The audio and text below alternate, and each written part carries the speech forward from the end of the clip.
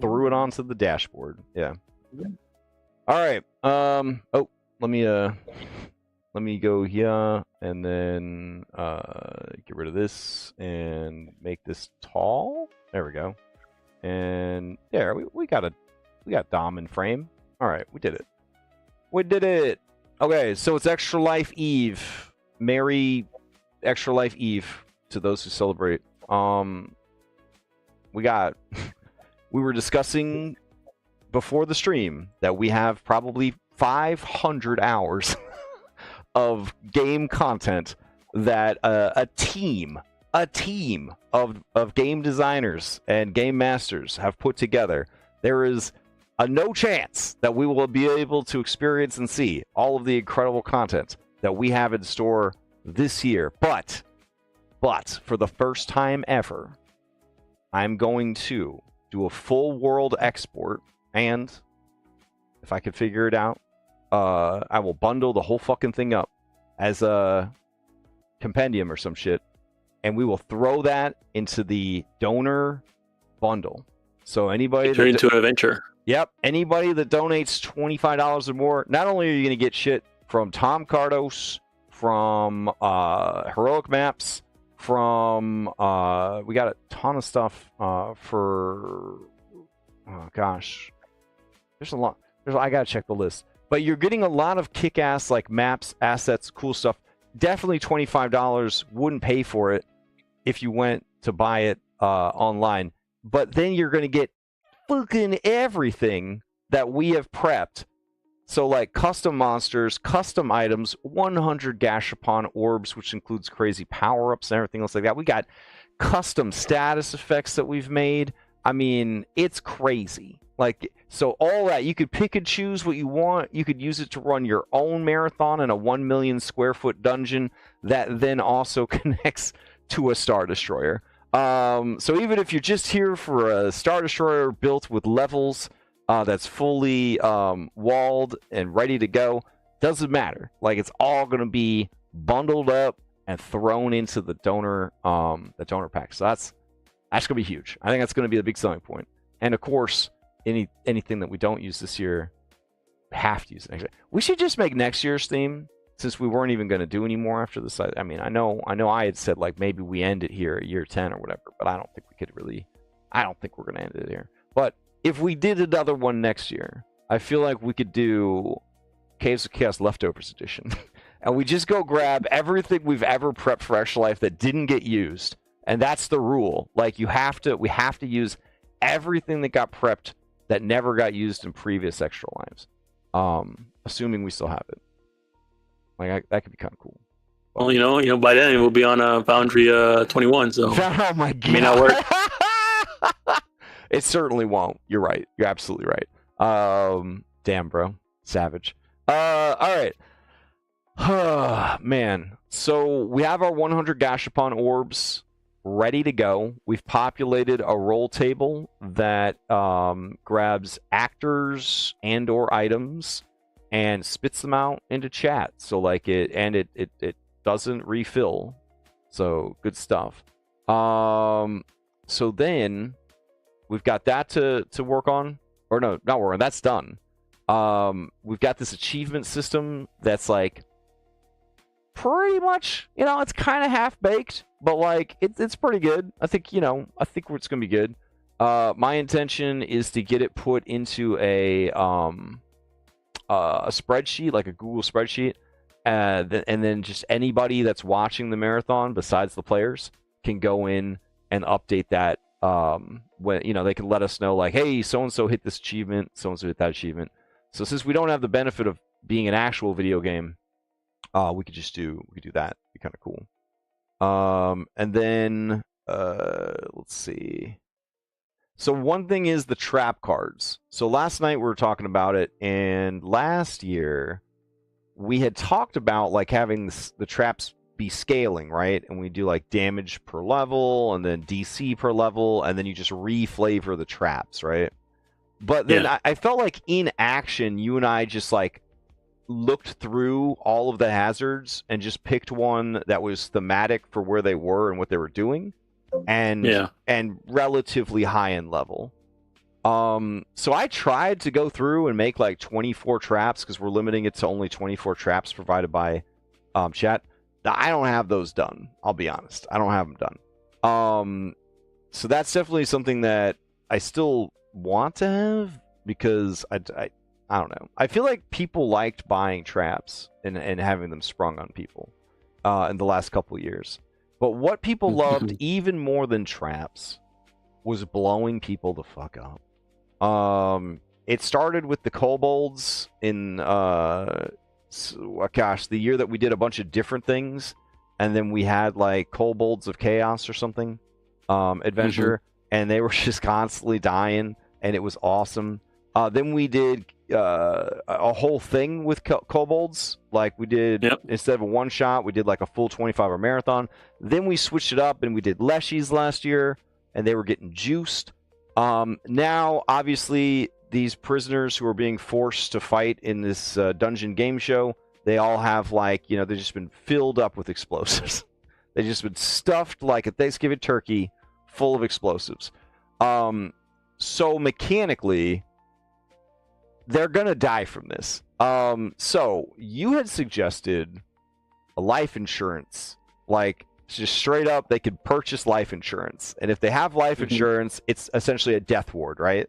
Like the spell, death ward? Okay. Well, 5e death ward. Oh, is the Pathfinder death ward not good?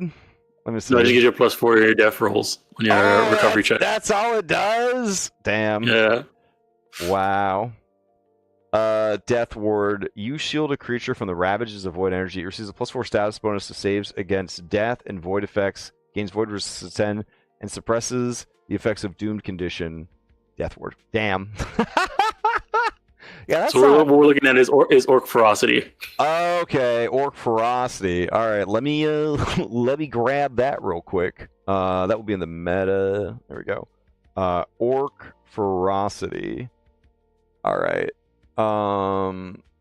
This is the player version because it's got the little book with the exclamation mark. All right. And we're gonna change this to be insurance policy. All right, and then it's not for orcs anymore. Okay. Oh, so what I'm doing this year, and I was talking to Sam about this. There's not a lot of ways to track limited usage in Pathfinder. We've discovered, like, a consumable has like one use. Like 5e, they let you just put charges on anything. You can put charges on anything. You could put cooldowns on anything. You could put this is usable once per short rest, once per minute, once per hour, at dawn, at dusk. It had all those options. We don't have that over here. So what we're thinking is, since the level of Gashapon items doesn't matter, we use the level as the tracker. So if something's usable like once per meta hour, it has 1 for the level. And then when you use it, turn it to level 0. And then now when it refreshes, you turn it back to level 1. So there's that. Now, with the insurance policy... So you can, if we made an effect for it, we can just make it a counter so that you could tick it up and tick it down. That's a good idea. Yeah. The other thing is, if somebody, so it costs $20 to blow somebody up. It costs $25, right? $30 to blow 2 people up.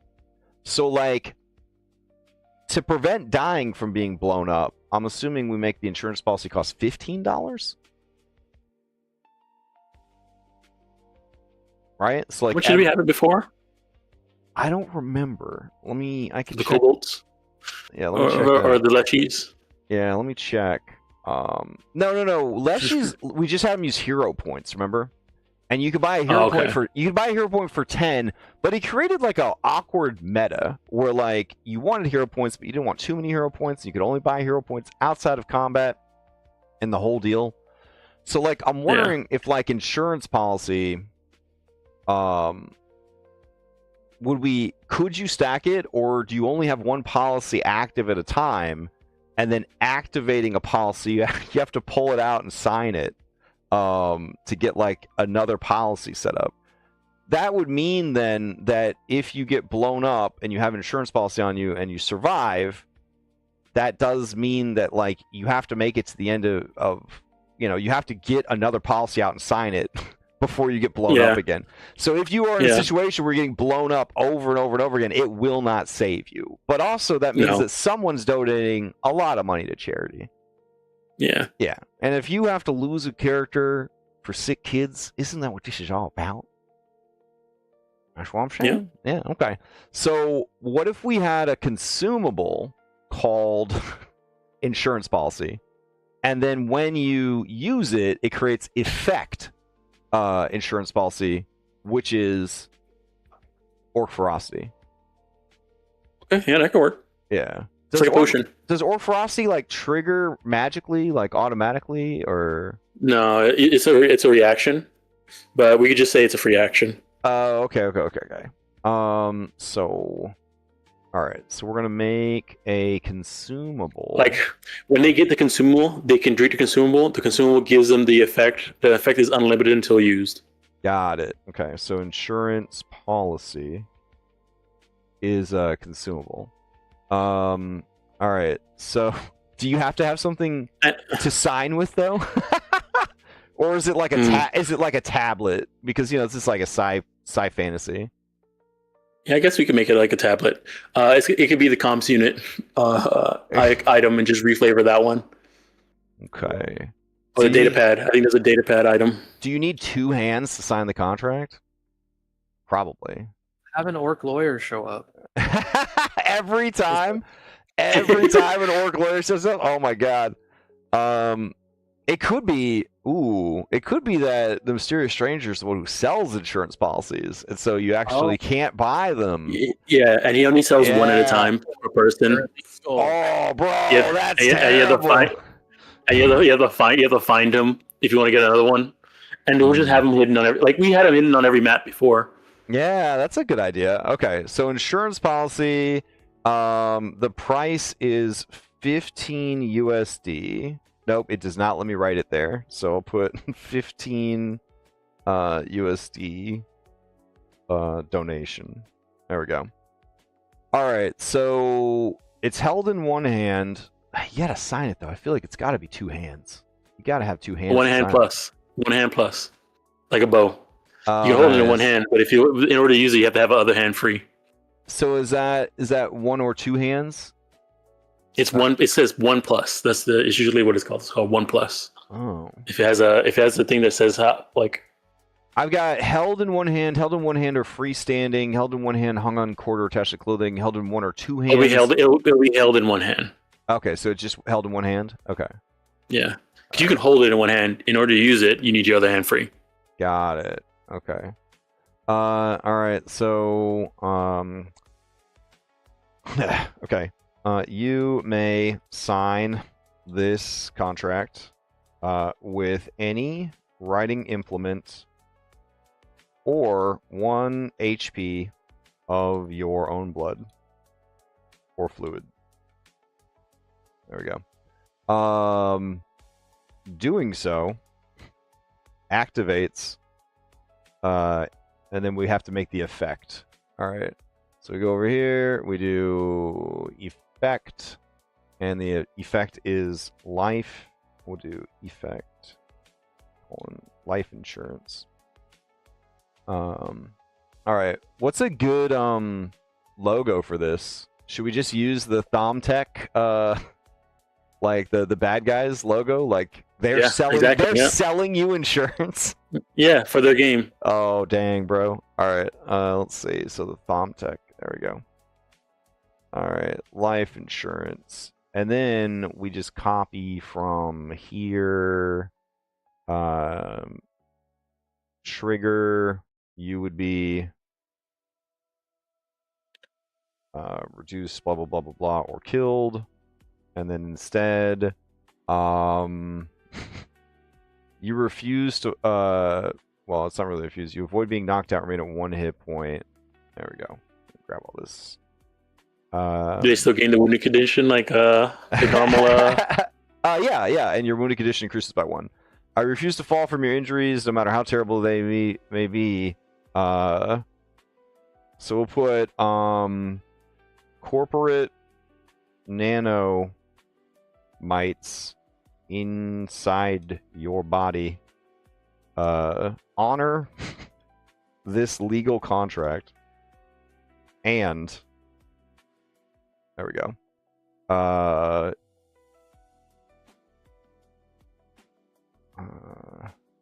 Allow you to ignore your injuries no matter how terrible they may be. You avoid being knocked out, remain at 1 HP. Your wounded condition increases by 1. That's good. Alright. So then we drag insurance policy effect over here. There we go. Okay. Nice. And then to activate it, so let's see. You may sign this. You go to details. I think you go to details, and then you can add it. You could drag it there. Oh, you're right. You're right. Yeah. Shoot. Because it's a consumable, it just assumes it's following the normal consumable rules. Yeah. Yeah. Okay. So it's just one action to put in him, one action to do it. So, okay. All right. I like it. All right. I think I spelled implement wrong, but maybe? Implement? Okay. Where's this lever? You put it in the meta stuff? Yeah, it's in the meta stuff. All right. Nice. We'll do life assurance, drop the effect there. So if it's giving you wounded, you could make it stackable because you'll still die. You know what I mean? Yeah. Yeah. So I mean, we could. I mean, as long as they're spending money, that's all that matters. Yeah. That's all that matters. Yeah. Yeah. All right. Okay. And then we could even have these as drops too, like insurance policies. Like could be drops that they get in the game too. Yeah, I like that. Okay. So then we don't need this one. I mean, if they had known from the beginning that they were going to be blown up, they should have all just made orcs, right? I mean, that's kind of that's the real meta, right? Just make a bunch of orcs. Because make a bunch of orcs.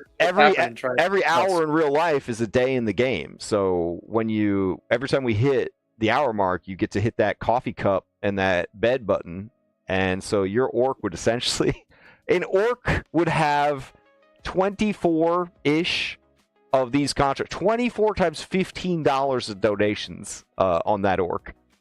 Not bad. Hopefully none of the players are watching this right now. Right? Damn. I don't think any of them made an orc. Oh, listen. So, all right, you know my guy Seth, right? He's been the last 2 years he's done Extra Life, and the only time he's ever played tabletop is for Extra Life. So he has no idea what real D&D and real Pathfinder is like. He only knows the crazy, sleep-deprived, gonzo bullshit of Extra Life, right? And he's like, listen, I can do this, definitely can, but I'm working all week, and I don't have time to like make any characters. Like, so if you can make the characters, I can play. And I was like, sure. What kind of characters do you want to play? He's like, I have no fucking idea. And I was like, well, you can make literally, Dom and I did a VODCAST on this. You can Yoshi build, still waiting. You can make any character you could imagine. And I was like, just tell me like 3 anime video game characters that you like. And so let me present Armite. Like Armite, he's kind of like All Might, but legally distinct. And Armite is the champion of socialism. Like he believes that in community, everybody working together, apes together strong. That's kind of his mantra. But you can see that he is an emaciated corpse because he's been de-leveled for this event. He was, of course, level 20 plus, but he is an exemplar with the heroic ancestry. Who worships Erastil, the god of community, and his human ability that I took. The human ability I took is the one where you have +4 to your aid checks, because because he believes in like community and communism. Yeah. So I hadn't even looked at Exemplar. It's fucking complicated. I think it's a little complicated. So like he took like Divine Spark, Skybearer's Belt, Titan's Breaker, and Energized Spark Sonic damage, and he doesn't have any weapons. He's just gonna punch everything all the time. That's what he's gonna do, and yeah. So hopefully this is a simple enough character for him to kind of get into and play. He's got Titan Wrestler, Cooperative Nature, Energized Spark. I don't know, like, should be good. So that's Armite. And then next up, we've got from the fairy tale. Oh, sorry, from a fairy tale world, not the fairy tale world, legally distinct. We have Slate Busterful. Yeah, Slate Busterful. It's a completely unique character. Are they a water kineticist? No, they are an ice kineticist.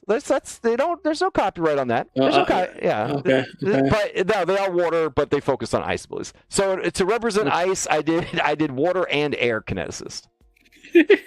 Right. Anyways, background: Winter's Child. Heritage: Winter Touched Human. And then their abilities this is a completely unique and original character that came up with myself. They can make weapons out of ice. Any kind of weapon you can imagine, they can make it out of ice, and they fight with them. Pretty cool, right? Pretty cool. Okay, yeah. So like a bow and ice arrows. Yes, you can. Yeah, Kinesis is fucking ridiculous. It might be the coolest class in Pathfinder. It might be the coolest class in the game. And then finally, he wanted to play a swordsman who uses a sword that's way too big for him, and the only way to do that was with Barbarian, giant Barbarian. But he wanted this guy to be so cool that he doesn't let his anger control him. And you might think, is that possible in Pathfinder? Absolutely. So let me introduce you to Mohawk Dracula. This is a legally distinct character. He's a bounty hunter from a pirate world. And he uses a giant black greatsword that is too big for him, but he gets angry enough to wield it and fight. But because he has human heritage and humans are the best, he got an extra barbarian feat, and he took the barbarian feat, Moment of Clarity. So even if he's real mad, he can spend one Pac-Man to calm down. And that allows him to, for the rest of the round, use stuff that would normally be blocked by rage. So it is possible. It is possible. I'm pretty proud of this. Man. That's a lot of everything.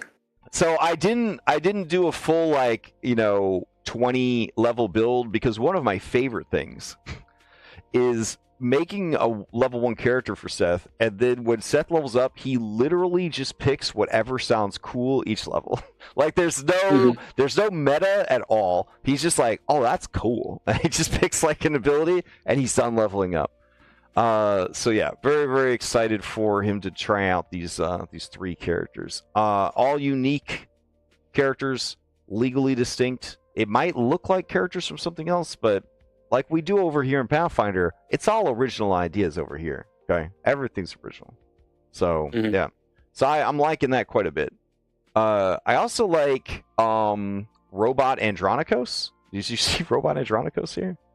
No, I didn't. What was Robot Andronikos? His name is Bjorn. But like as soon as I saw him, I was like, "That's Robot Andronikos." Right wait a second. That's just Robot Andronikos. And then Nathan's other character is Gakar. Gakar is a Goloma. Kind of cool. Yeah. And then we've got Whose Deeds Are Legendary, which is a Circe, field medic, animist. It's kind of nuts. And then he has a 4th character because he's very convinced that he's going to need 4 characters. When he heard about exploding, he's like, I'm making a 4th character. The problem is, I can't open his character sheet. It's like You remember when Orin's character sheet broke real hard? It's that Which character broken. is it? It's Song's Unfathomable. He claims that he's able to open it no problem, but I can't. I can't open it either. Yeah, and I'm like, what did you do to this character? He's like, well, the space jellyfish isn't in Pathfinder, or isn't in Foundry, so I just manually like built it myself, and I'm like, oh no. So I'm sure there's some broken ass shit in there that is not playing well with actual Pathfinder. And I told him, the jellyfish is in here. well, I don't know why. He claims that he can open his character sheet. It seems like a scam to me, right? Because how are we ever going to audit his character sheet if we can't open it? If he's the only person that can open his character sheet, I can't even duplicate it. Oh, okay, never mind. If you duplicate it, can you open it? Because I tried to duplicate it, and it was also broken. I tried exporting and then importing over like a fresh character, broke that character too. Like, I even pull them out on the map, trying to open up the duplicate. Nothing. Yeah, no, I told him, I was like, bro, you got 3 characters already. You don't need fucking space jellyfish. That's ridiculous. Let's see, who else do we got? Oh, we got some like kind of meta characters. We got Kyra, apparently a bard from some game, and then we've got Victor Valakovich. Hell yeah. Victor finally got out of Barovia. His teleport spell worked. He got out of Barovia. He ended up in a space prison game show. Okay, I found a way to access it, but not through the character sheet. I'm using through the PF2E HUD. So I like baited my character, and I can see what's in there. That's the only way you can do it, is through the PF2E HUD. Export the data and then import it on a different game and then bring it back. Oh, we could try that. I'm worried about breaking another game. He has every. It looks like he has every single spell. I asked him why he has 22 spells, and he was like, "Listen, I'm gonna be tired, so I picked out all my spells all the way to 20 in advance or something." And I'm like, "Come on, man." So, yeah. Let's see. Yeah, so there's a lot of good characters playing this year. I think it's gonna be a lot of fun. I'm happy with like all the maps I've seen. Ryan was gonna meet up with us after 7 p.m. Eastern. I guess I'll ping him real quick. Ryan, you available to give us a tour of your zones? Okay. Yeah, so I would say in my heart of hearts, there's a couple things that I'm kind of bummed I haven't done yet. So, well, one, we don't have character art. We don't have character tokens set up yet, but Leah actually said they were going to finish up that, which is great. And then if you go to our team homepage and you go to my Extra Life homepage, I did the best I could with their editing tools to make it look nice, but it just goes for like ever. So like a CVS receipt long, just keeps going. And I haven't even included the information about the backer, the donor kit, or the possible prize support, or our sponsors, which I'm like very remiss in not having that done. So like I still need to get that shit done before I go to bed tonight, because I'm not gonna do it tomorrow morning. But I think that's that, and the trap cards. I'm kind of bummed that I didn't get the trap cards done. But like, I don't know. I mean, I guess we could try to grind them out right now. I don't know. Let me see. I got a tab for it here. 24 donation traps. All right.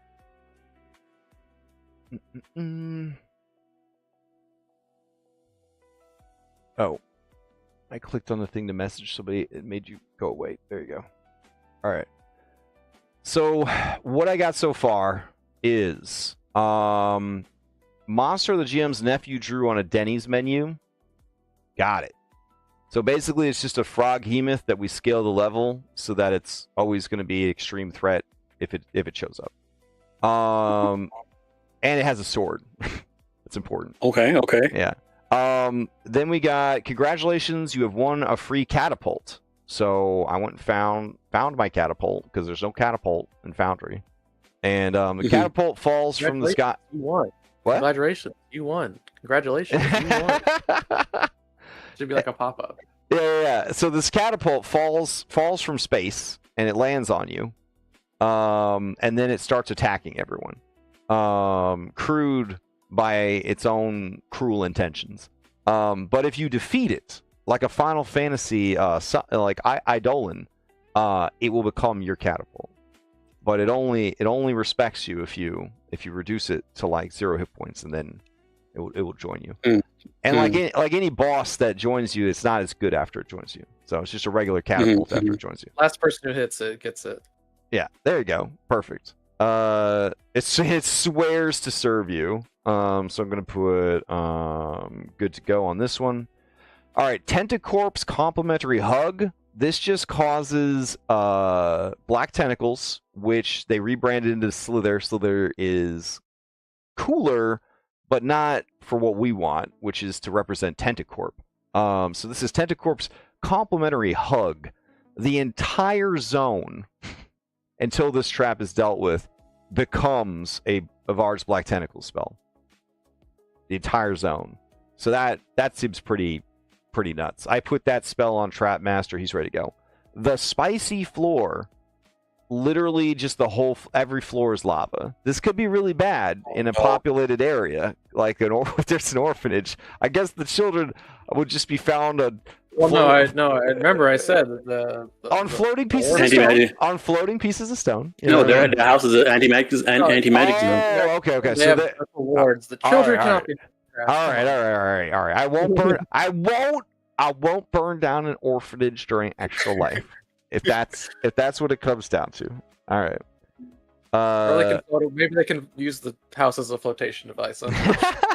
So yeah, it'll be like up, like the orphanage will be floating above lava.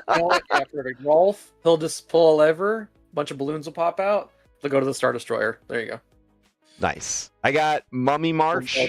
Basically, a swarm of mummies appears. That's kind of cool. It's kind of, I did unasked for AI assistance. So what's going to happen is I'm going to have my assistant who's very smart, and I'm going to be like, I want you to be as dumb as Google Gemini.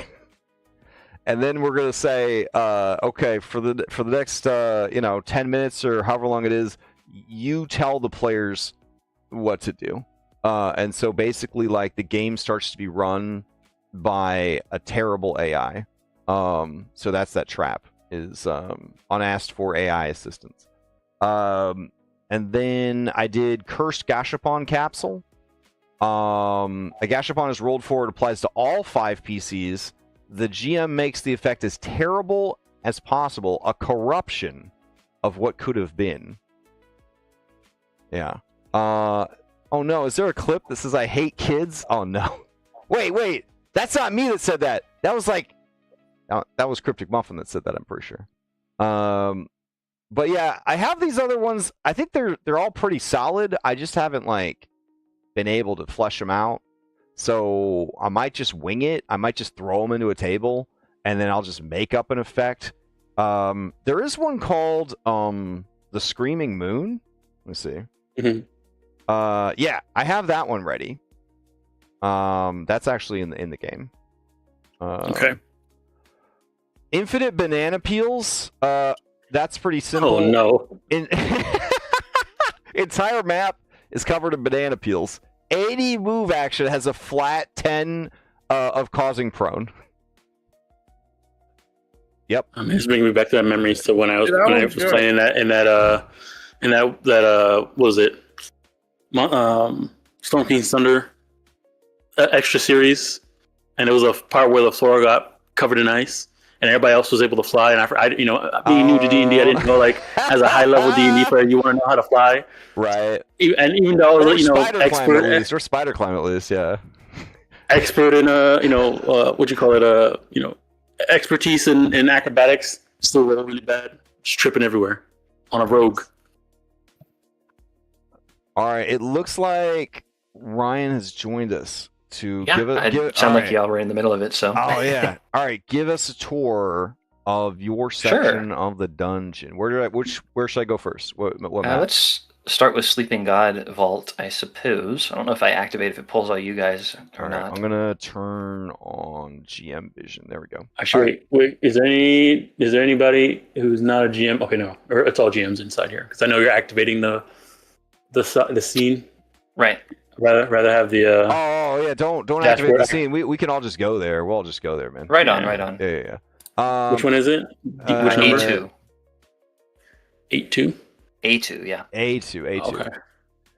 All right, so assuming I came in waterfall entrance and wasn't completely melted by all the acid-based mobs and the acid waterfall in A1, what's my non-tomb? What's my just walking down this low-level passageway situation? Yeah. So walking down, there'll probably be the sounds of sort of peeping to the south here. Okay. There's a couple of these terror shrikes. I've got notes in here.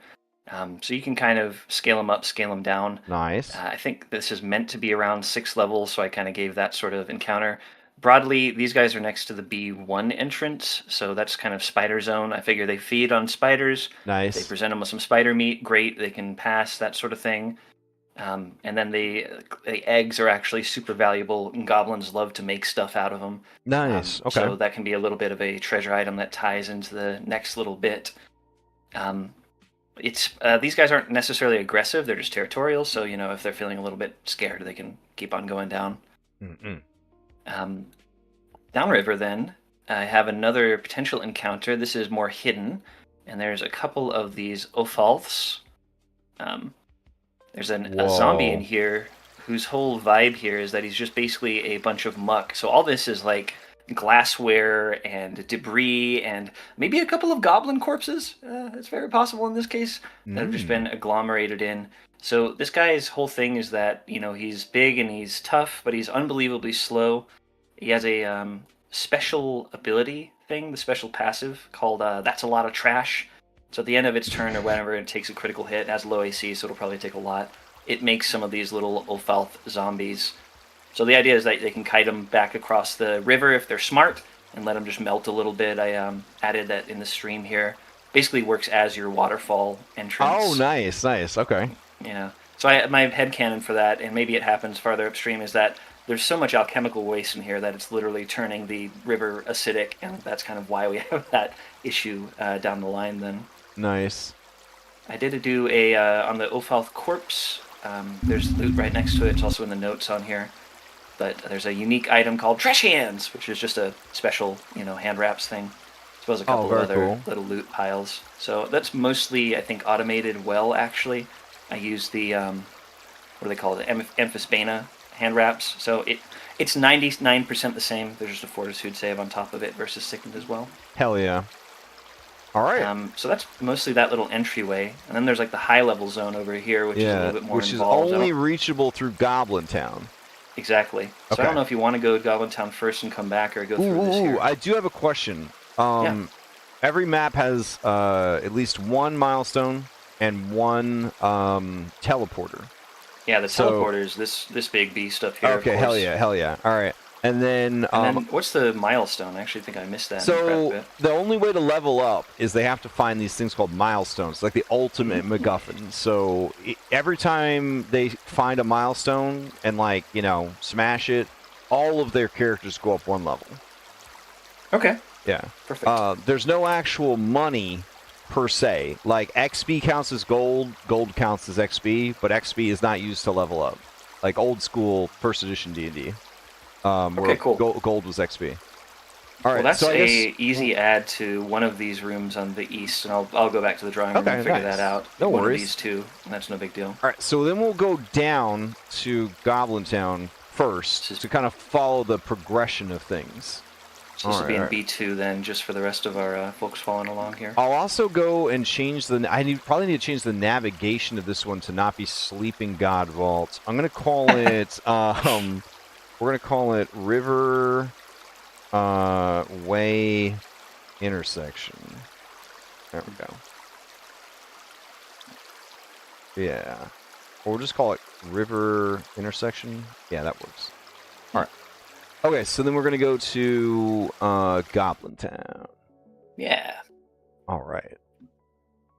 So I suppose we'll assume that we're coming in from A2, which is going to be the northwest entrance here. Okay. Funny enough, that's like boarded up, and so they don't expect anyone to be coming in that direction. Oh, so right, because the trash zombie. Exactly. Yeah. You'll probably immediately catch a little bit of flack from one of these hobgoblins. So the way that Goblin Town is laid out is that there is a population of goblins who kind of do most of the stuff in town, and then there's this kind of elite fighting force of hobgoblin, just like army that's squatting here. The story behind the story there is that all this town really revolves around the rave down here, the Goblin Rave. Because what's happening is that we have this alchemist down here. I named him Dumbus just to make a stupid pun about the Pathfinder iconic. He's actually working with, let me check my notes here, 2 of the organizations, the sponsors. Yeah, it's Grimgrin Entertainment, because he wants to go ahead and make these poison-resistant and drugged-up super soldiers that he can ship off to them, as well as making antidotes and other sort of grafting treatments for ether med solutions. Nice. So broadly, he goes over to the teleporter here, fully functional, reliable, but it does have a little bit of a complication in which a representative from one of those, or someone who's like a VIP, could basically come through at any moment, be like, oh, how's progression going on? That sort of thing. Nice. Okay. So I don't have stat blocks for them because I wasn't really sure what would be appropriate. Oh, but, I have all the BBEG CEOs statted out, so they are good to go. I think So it's perfect, in a folder. It's in the hell level folder. Yeah. So we can just grab any of them. Nice. So that'd be like a 10% chance on a DC 19 or something on a success. Everything gets really awkward for a second. Nice. So Dumbus over here is, just brewing. He's got all these clockwork brewers that basically are canisters that he actually does his lab work in. In the back, then, a lot of the research and development is done by these little Migo, these, fleshy fungus monsters, basically. Oh, God. So they don't actually suspect anyone coming in, especially if they're a goblin, but in general, they're just like, hey, we're doing our work back here. It's a very orderly operation, despite it being run in like a decrepit stables back here, I suppose. Nice. The perfect place to do illegal genetic research. Exactly. Yeah. Right under everyone's noses. And yeah, I know I'm blah blah, and so interrupt me if no, keep going. If you need to. So yeah, then the rave is kind of like the testing ground. So we've got just a bunch of goblin troops. I'm using the goblin circus troupe because it seems quite appropriate here. They're just having a good time. The little fire thing on Unending Party is the notes for that. And there's actually a good amount of interaction here. This kind of functions like as an obstacle in part because to get into the town, you can kind of go around this, but to really get into the good stuff, you have to go through this. And it's very possible that you'll basically be exposed to some sort of hallucinogenic or intoxicating drug as you go through. I've got a roll table for that, actually. Oh, nice. Is it linked? Yeah, it is. So if you look at the notes, it's way down there at the bottom. The one that says, hey, here, bro, drink this? Here, bro, drink this, exactly. Nice. So the big one that's a little complicated is I don't know. I know it's for the kids, but I don't think it's for kids, so I'm not sure how. Oh no, No, you don't have to hold anything back. Okay. Yeah, my channel is it's horrible. Yeah, okay, good. There's so many warnings. You can't even look at it on Extra Life's website without clicking like a bunch of like I agree. Okay, you could show it to me. Like yeah, it's good. It's good. We're technically affiliated with this guy, but like not really. Don't worry about it. So yeah, a couple of fun effects. Like, do you know my friend Goblin Molly? Then there's like game over, man. You might roll Tears of Death and probably fucking die unless you get unbelievably lucky on your save. Very nice. And then there's a little bit of a funky one. So I guess you guys can see it in the notes. I have a link to the 19 or 20 Numerian fluids, which is actually from Iron Gods. And I just think this is like my favorite roll table ever. So you'll roll a D100 and something will happen that goes from, I don't know, a big bonus on certain skills. And I can probably 2 EFI this. I didn't really get to it. I figured you could well, I mean, make some. We could just do it on the fly. We'll just do it on the fly. Yeah. Yeah. So the big thing is if you manage to get a 19 or 20, and then you manage to roll a 100 on this table, you get something completely insane. Like you get a level immediately. You, I don't know, you generate your own drugs like this. You basically get an apex ability, adding your own bonus to a random ability score. So like a lot of things have to go right for this to happen, which is why I was like, I just won't code it. Don't convert. Yeah, don't convert it. Absolutely not. I mean, we're going to play for a whole hour with the 5e D10,000 wild magic tables. So we're going to be doing a lot of just figuring crap out on the fly. So, oh man, that's awesome. So if they try to get through, like they're going to be like kind of past the alcohol, or is this like effect could happen just for being in this area for too long? So basically, the way I have it done is as a skill challenge, more or less. If you move through a mob, this happens every time you have to go through. Goblins come up and start grinding on people, and just like they're saying, "Hey, so how's it going, this is man?" the fail. This is like the fail condition or the critical fail condition. It's like the fail condition, yeah. Oh wow. On a critical fail, I should write something in there, but it should be something like you roll twice and you get hit by both of them. Oh probably. Man. Okay. Yeah. All right. Fucking crazy. Okay. What's going on over here with these cute lizards? Yeah, so this is also next to the spider area. This is their pest control. So they have these little spider-eating guys that they'll sometimes go out hunting. I wrote a little bit of like, if you make a good enough nature check, you can maybe get one to come out with you and hunt some spiders. Nice. They'll have a nice time with that. And yeah, these guys are also domesticated, so they're pretty chill. But yeah, they are friendly. Go up and nudge them for food. Easy nature check, but if they fail, they start to let out an alarm call. Probably a critical fail. That'll be initiative there. But yeah, that'll bring over some of these hobgoblins guards who are hanging out. These guys just basically keep the partiers in here so that they can't infect the rest of town because it's a complete mess. Nice. Okay. And yeah, there's a couple of different places to do some shopping here. So I borrowed. This was an NPC that I found in the compendium under Goblin. I'm like, great, bring it on. Wiki, the voluptuous Wixen. Nice. The voluptuous Wixen. So exactly. Is she of the Uwu clan? Is that? Yeah. All right. I think that like the token tells the story, so I think that you can go from there. Her twin sister is actually down in D4. She's carrying both her twin sisters, I think. But yeah. So, is this a store in here? It's a store, yeah. Okay, got it. If you check the notes, there's a link to a shop. I don't know if you want the merchant guys, but sometimes it's nice to limit what's actually available. And I jacked them up to, double-ish, triple-ish the price. Oh, this is a good time. I wanted to ask you guys. Like Dom and I had talked about in Goblin Town, they are selling a milestone. Oh, okay. So we wanted to know what would be the most outrageous price we could ask for a milestone. In a shop, right?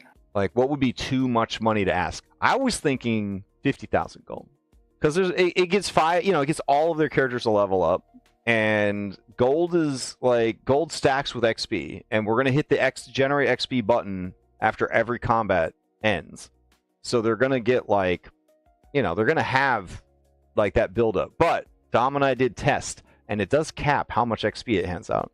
So if you fought like 400 bad guys, you would still only get about as much XP as fighting 10 bad guys. No. A lot of bad guys, more XP. Higher level bad guys, caps out. One really strong bad guy that you should get like a lot of XP for, you get as much as any extreme encounter. It like as soon as it becomes extreme, there's like no more XP. So yeah.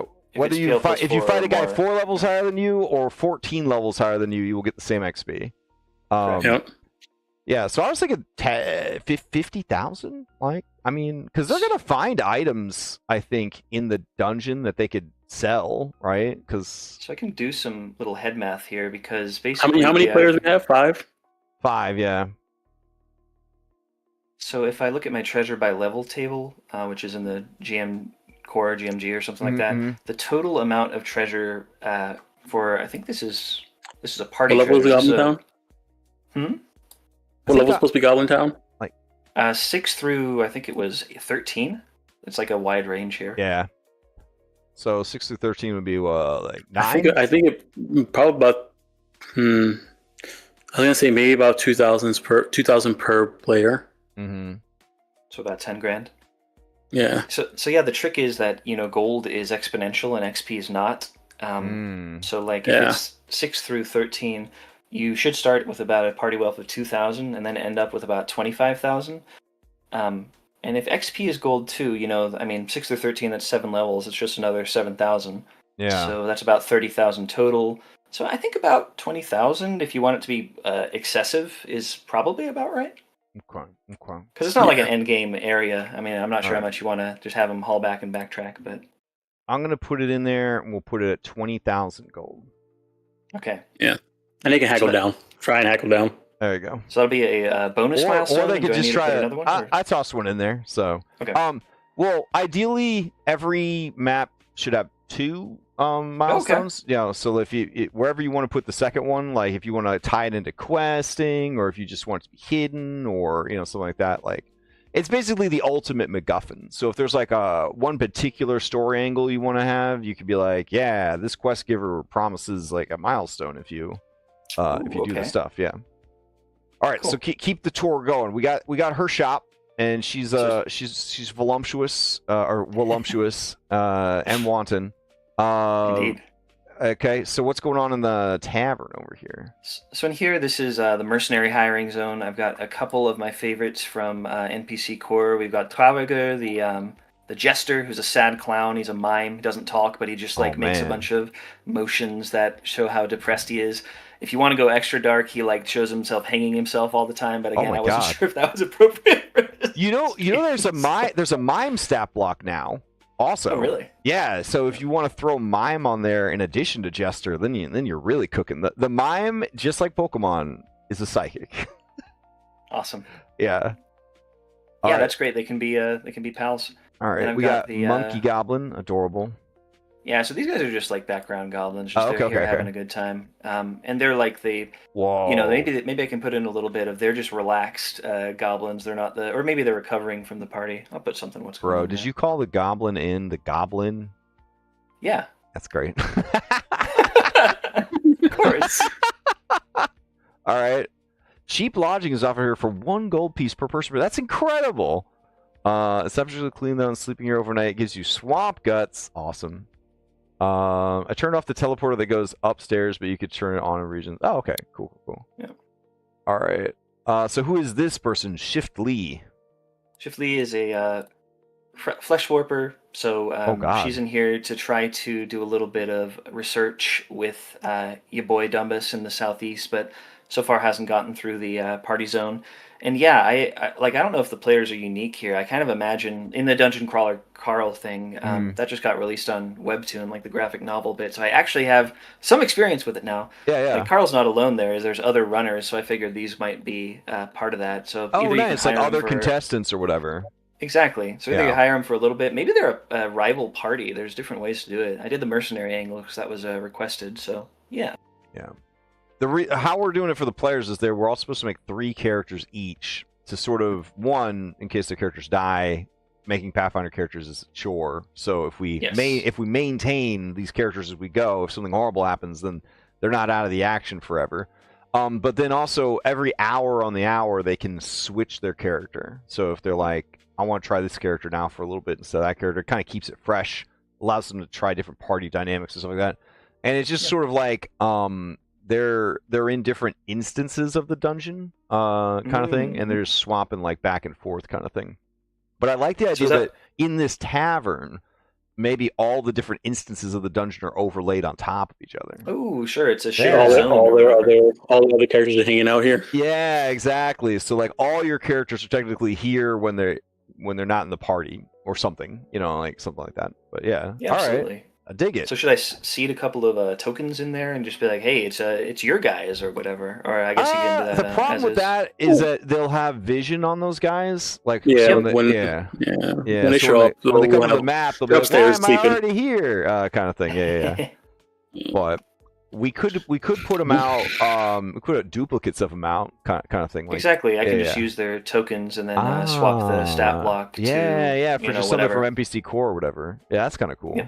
All right, I did your goblin chef here. I remember you were talking about eating stuff from spiders. So in B1 with the spider area, there's a thing called the golden spider egg.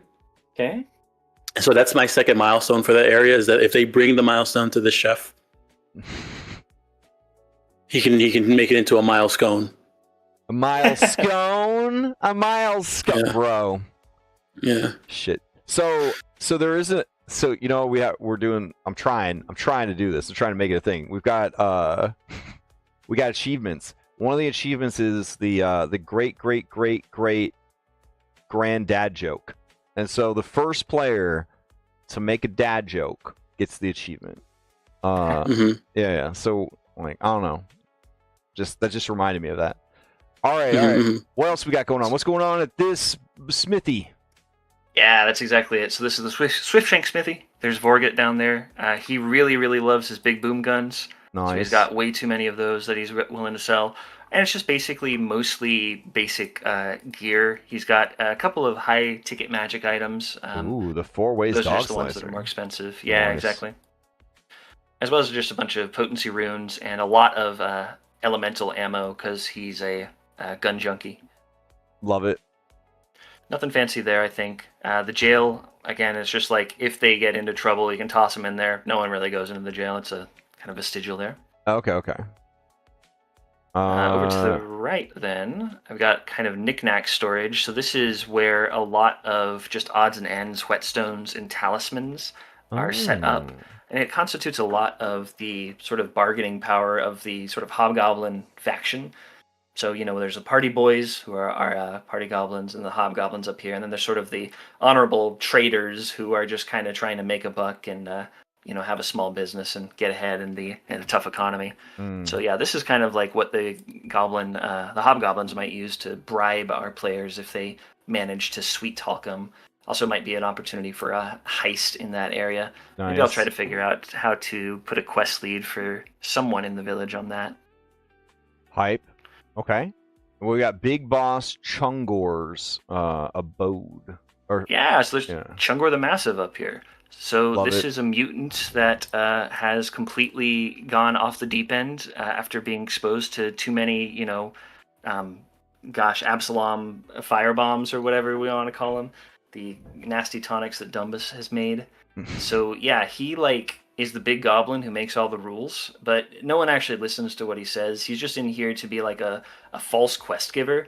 He'll come in with his big baritone and be like, yes, you need to bring me these items, and if you do, there will be a great reward for you. Sort of waving his hand like that. Then they go out and he's like, yes, take care of it, my vassal.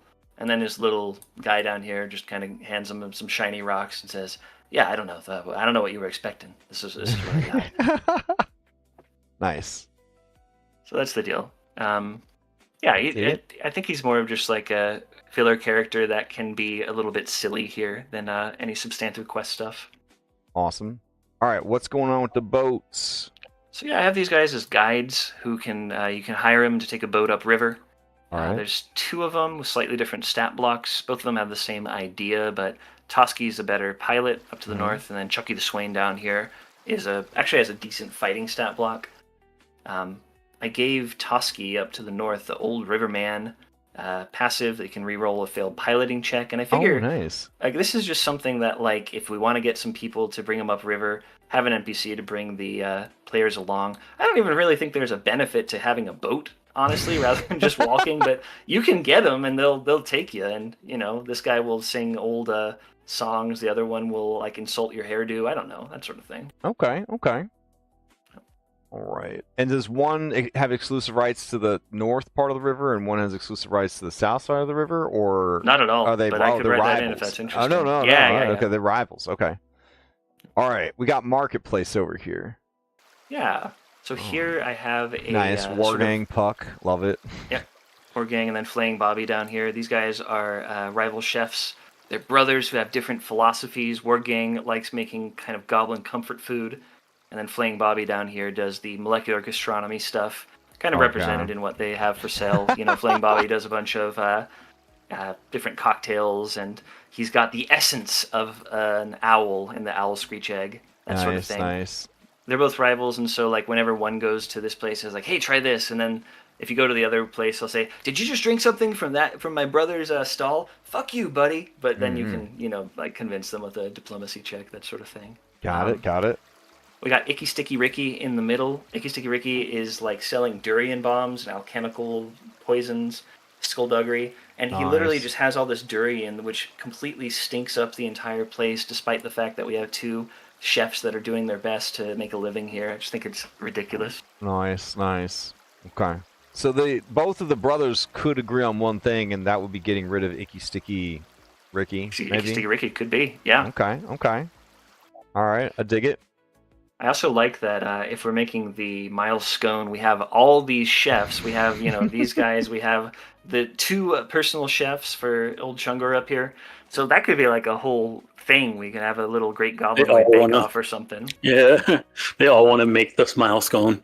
Exactly. Nice. All right. Let's see. And then I guess we have two things down here next to the party zone. And so the one on the right is simple, just a food store, not much going on here. Oh, this no. is where these guys get fed. And then we have the rated M for mature Goblin Cuddle Puddle in here. Oh. So I've kind of made a joke about like censorship, basically, where we kind of cut to black here, and then the announcer, as it is, has to fumble for like, what do we? There's wow, what is? So basically, if they opt to turn away and not have to deal with the censorship, they'll get a thank you package. I mean, don't say package, box. No, not box. A crate. It's a crate that they can take. If they do go in, they have to make some skill checks to pass through. Wow. If they fail, they'll become fatigued for suggestive reasons. And then if they do make it through, there's this big stupid scythe in here, which you can get the Blood Gorger scythe. But again, that's a little too suggestive, so let's call it the family-friendly scythe. Yeah. Nice. All right. I dig it. Yep. All right. Sweet. Final little bit is the Hobgoblin Barracks. This is basically just, I don't know, if all hell breaks loose, we have a couple of high-level, 13th level troops that'll come in and just run them out of town. Yeah. Exactly. Okay. We have a Gashgish up here, who is a World Ender, actually. Stat block. Like a level 16 NPC. Holy shit. And he just has some wisdom about stuff. Like, if they make a good impression with the hobgoblins, they'll let them through, and Gashgish just knows stuff about what's going on out there. So I kind of leave the distinction to the GM, because there's a lot of things that are bouncing around. But he does know some things, at least about the Sleeping God Vault to the north here. That the river is acidic, that the path to the south is collapsed because there's danger in them. There are swamps. That sort of thing. Okay. So he's kind of just he's like the Decker some Kane, of the Goblin Town. Got it. Exactly. So he'll give some cryptic stuff, and hopefully that'll be useful. So how do we crack open these doors to the vault? It says entry to the tomb. Yes, indeed. Yeah, it's true. Did I actually give a clear idea about how to open it? I didn't. I need to. Four Hobgoblin Vanguard guard the entrance to the Tomb of the Sleeping God. When asked what is behind, they say behind the door is the horrifying monstrosity known as Nunya. Nice. If the players press for they say that the creature's full name is Nunya business, fuck off, looky loose. Nice. They can be bribed to walk away with 500 gold pieces, driven off with deception or intimidation, or fight to defend the spot. Fleeing other clever means of using food carts to create a distraction might work. The guards don't actually know what's back there, but it might make something up if they think it's funny. Okay. So I think in previous games we have either we haven't even set a DC on these doors, because the previous iterations of the Case of Chaos, you could just buy D6s and add them to your dice. So we would have people, like doing opposed, because 5e you got opposed rolls. So we'd have we had to have a special tracker built to track how many extra D6s people were adding to their D20 rolls, and we would have opposed athletic checks of 300 to 305 kind of thing. Wow. So giving anything a DC meant that it was possible, and I mean that's fine. Because we've made it so hard to get into this vault. Never in the 7 times that we've had people go to the Caves of Chaos has anyone gotten past these doors. So I don't know. It would be kind of funny if the door was just a DC 10 to unlock. But after all the buildup of all this time, if it's just that easy to just open the door and go in. 3 DC 10. Yeah, we're none of that stuff ever made any sense in Baldur's Gate 3. It felt like they had randomly generated the DCs of every lock in the game. So that'd be kind of cool. If there's something more like, the statues that have to be appeased, or you have to bring like the blood of something there and smear it on the door, like whatever, whatever you say. If the doors are unlocked and nobody's ever actually tried to open them, or or it's like they have to make a raw intelligence check because they're push doors, not pull doors. You know what I mean? Oh my god. Yeah. Yeah, I like the idea that just no one's tried to get there because of the hobgoblins saying no, and you can just walk through. There's so many runes like on the doors, and it's like no, no one goes in there. It's crazy, and then they just walk up and open the door. Like that'd be kind of funny, especially since we're about to find out how crazy it gets in there, right? Indeed. So, okay, all right. So I'll go back to A2. Okay, so we go through here. And I've set up this sort of lone guardian fella who's named El Duende Misterioso, which is just the mysterious goblin in Spanish. Nice. And he's in here to basically train with his absolutely ripped 4 friends, Mikey, Raphael, Leo, and Donnie. Very nice. So he's back here just to try to defend the town and everything, honestly, from the dragon that's locked back here. So we have Carl Norm, the Karen Lenorm, doing his thing back here. But yeah, broadly, EDM up here, El Duende Misterioso, is he knows these ancient techniques basically for counteracting this dragon. So the whole thing here is set up with another lock within a lock. Sorry, I missed my shift ping. This has a trap attached to it, and basically it looks like a little goblin that has a huge dragon in a headlock and is giving him a noogie. If they activate the trap, then the trap starts to vomit flames and also puke because it's just like having a tough time. And yeah, they can deactivate the trap, go through. The EDM will be like, hey, you need to turn back because what's back there, you ain't ready for it. But if you can best me in a test of skill and strength, then perhaps I can let you through, that sort of thing. Nice. Okay. So they'll ask for an athletics check, and broadly, depending on how well our best champion does, they'll say, get out of here, turn away. Or they'll say, sure, you can pass, but I don't think you're worthy of my techniques. Or I'll say, okay, you need to train under me.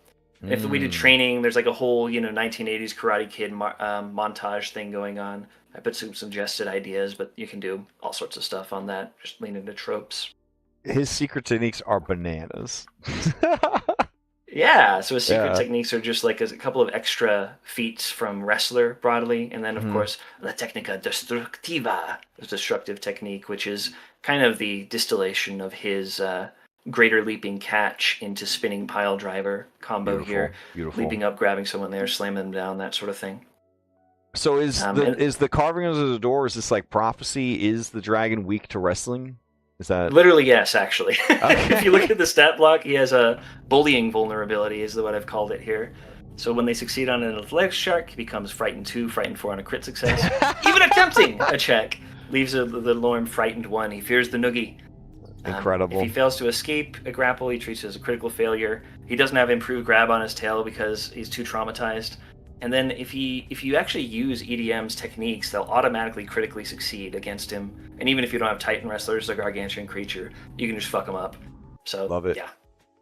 So you have to kind of prove your worth to get in. There is a bunch of kind of shitter skeletons, but you can stomp them by the time you get in here. They're like 12th level troops, but they'll just fall over to a fireball or whatever. Nice. And then I have a horde somewhere in here, I know.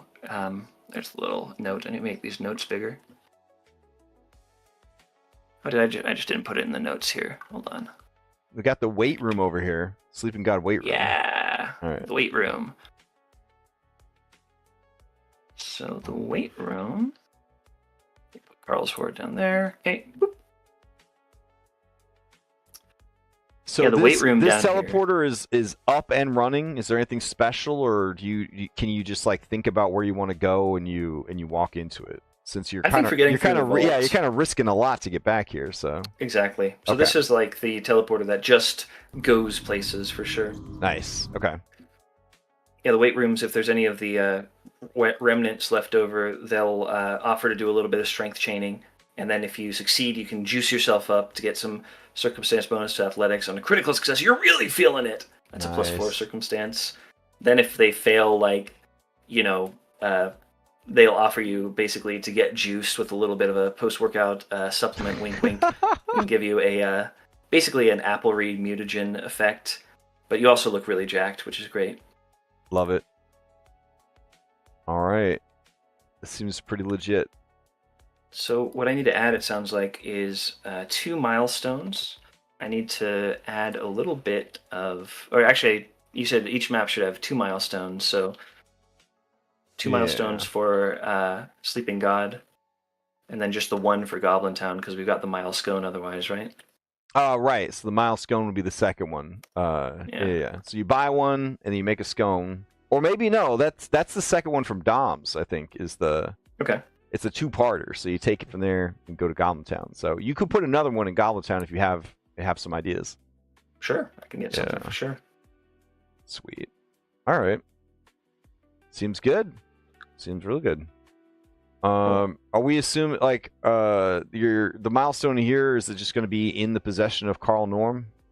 Yeah, I think one of them will be basically he'll, if you Nogi him hard enough, if you defeat him, he'll cough it up basically. Nice, love that. Quite literally. Then the second one in here, this is pretty low key. It would be, I guess, it would be pretty funny if either you could make the milestone from the egg here, like that would be another additive part of it. That's a 2-parter, or just make a really good situation, or even if it were just in one of these piles of rubble and you tripped over it and got tetanus for doing it. Is this in Goblin Town? Well, no, this is like the River Junction. Like, what if people asked around Goblin Town for like milestones or whatever, and then like they're like, "Oh, you talking about like the blue glowy stones or whatever?" Like, I found one the other day, but I got attacked by a giant bird, and I dropped it, and he ate it, and so like one of these strikes just like has it in the stomach. Unbelievable. So you just run into this like 80 XP random encounter, and it's like, exactly, okay, great, there's your level. Like that'd be kind of cool. I was going to suggest if there is one in Goblin Town, what if it's just like propping up like their cathedral or something? Like, no, you can't take that one. It's just like propping up a very important statue. You know what? That's actually, I should put one in my big goblin's head because he doesn't have a lot of what's going on. And I meant to say crown, but maybe I didn't. It's just wedged into his head. Either way is good, I think. That is his crown. It's just wedged in his head, and that's his crown. Very nice. All right. Man, this is insane. This is like so detailed, so much stuff. Like just this town would be like 25 hours of content. Yeah, this is phenomenal. Yeah, I worried that I was actually doing like over prepping and that like adding too many notes. So I know it's all going to be like, you know. Yeah. Well, yours Goblin Town is important because it's in the center of the map, and they hear about Goblin Town everywhere. So like, you know, in previous years it was the only town. This year it's got some competition. There's 3 more towns, total of 4 towns up in here now. But I think Goblin Town's still the heart of the Caves of Chaos. But while I'm playing it, like I have like denizens of the dungeon, like if you're just talking to them, they'll like drop rumors about like other hexes, or not hexes, but other zones, and like what's in those zones, and you know, rumors they've heard about quests and things like that. So yeah, nice. Okay. Yeah, I dig it. I think it's really good. Cool. All right, thank you so much. Yeah. Like this was so nice this year to just take like the 16 zones and just be like, anybody want to do something, and just see all these different takes and different interpretations of these maps. It's really cool. The map artists, they go by Zat, Z-A-T. They made this like, I want to say 8 years ago at this point, as a challenge for themselves to get into map making. And so they were like, I'm going to make a 1 million square foot dungeon.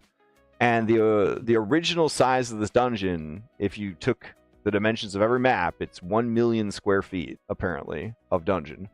And they've since made, I think, 10 different versions of this map. There's like an outdoor version. There's like a volcanic version. There's a version that's all worked stone with no caves. There's a version that's only caves. But this is the OG. this is the OG map, and when I saw it, I was like, that's it. Like that's the perfect map to do a real Caves of Chaos. Not the original Caves of Chaos where it's like 5 caves with some gnolls and some orcs living in it that aren't good neighbors, but like a real Caves of Chaos. And so every year that we've run this, we've seen different, crazier, dumber stuff like like in here, and so this is very exciting. Very exciting. Yeah, I haven't actually really watched one of these streams, so I'm just kind of Well, like, oh yeah. the problem is we do such a good job of streaming it that the video ends up being like 25 hours long, and then nobody has the energy to go back and like chop it up into small bits so that we can put it up onto YouTube. And so I think we have them like in my Google Drive from the previous years, but we've never actually like gone to the effort of like chopping them up and like getting them up onto the channel. But yeah, I mean, I think we've been streaming it almost. I think we streamed every single one, at least since we started the Caves of Chaos. So 10 years. So this is the 10th year. So I think last 7 years we've done it. We have actually streamed it. So, and it's almost always Red that's been streaming it. So this is like, I think is this your first year off, Red? I didn't stream the Leshu one. Oh, okay. All right, yeah. Yeah, but I'll be around if Lex wants to take a break. But we had 2 groups for Leshies. So I didn't know if you were in the other group. Like, I don't think so. Okay. I remember photoshopping some teeth on a thing. That's all I remember. Okay. That's the other thing is like, if you just hang out in chat and watch, but if you participate in this, you don't even remember what happened half the time. It's such a blur. Like your brain is just completely cooked by the end of it. So yeah, I start shutting down at the end of like a 4-hour session, and if we go beyond that for another 20 hours, it's hard to imagine. Yeah, it's crazy. It's crazy. I like this one too because it's more open sandbox. Like last year we had a much more structured, like you're going here and now you're going here, and like we had a roulette wheel that you would spin that would tell you where your next dungeon was, and they weren't in any way connected to each other. And this is more of a return to like big sandbox. There's no real goal here except they're supposed to get strong, because they're going to be told that when we make it to, I think it's hour 16, hour 17, something like that, they will be sent to hell. And so they have to get as strong as they can before then, because they will be sent to hell. And then the twist is that instead of being sent to hell, they're going to get teleported up to the production ship where they're running this crap, and then they can basically go rampage on the people that have been torturing them for the whole marathon. So that sounds like fun. It also gives us an excuse to use the Star Destroyer map from Heroic Maps, which is freaking awesome. I took a look at that. That's incredible. Like, what is this? Like a 6-layer map with all this detail down here. It's incredible. Yeah, it was definitely a labor of love for him when he built this one, for sure. But yeah, technically we only need the levels version. I just have the other ones in here in case the levels breaks. Then we can just switch over to those. But yeah, I was pretty happy with how it worked out as a levels map, and it's got a decent amount of stuff to do. Nothing like super organized. I just have my notes for the Star Destroyer are like, they might do these things, and then there's creatures on the ship, and that's it. And so it was just like, by this point, things are going to be so gonzo with like power ups and abilities and items that anything could happen. Absolutely. Whew. That's part of the charm of it, I know. I tuned in for a little bit last year, and like everyone had the token effects, like dancing moo dance thing, like swaying back and forth all the time. It would just look like utter nonsense. The kaiju were going crazy, killing Tree Razor. It was great. Yeah, I did make some kaiju-fications this year that if you drag it onto a mini, it'll like scale the mini up, give them a breath weapon, increase their stats and everything, so that's gonna be pretty fun. But yeah, I'm excited. Don't have to wait much longer to be excited, because literally tomorrow morning. But yeah. All right, Dom, you already showed me your stuff last week, right? Or earlier this week? Rely. I did, but I have there's some stuff that has changed, and the notes are on there now. So if you want to take a look, do you want to do a quick tour, real quick, before we? Yeah, we can do a quick one. It'll be really quick. Okay. Yeah. So where All right, we'll we'll start from B1. Spiders. All right. Yeah, B1. All right, B1 spiders. All right, so they're gonna enter in from the sunlight spot. Mm-hmm. Most likely, if they do come here as an entrance. Otherwise, they'll come in from the other sides. Right. You know.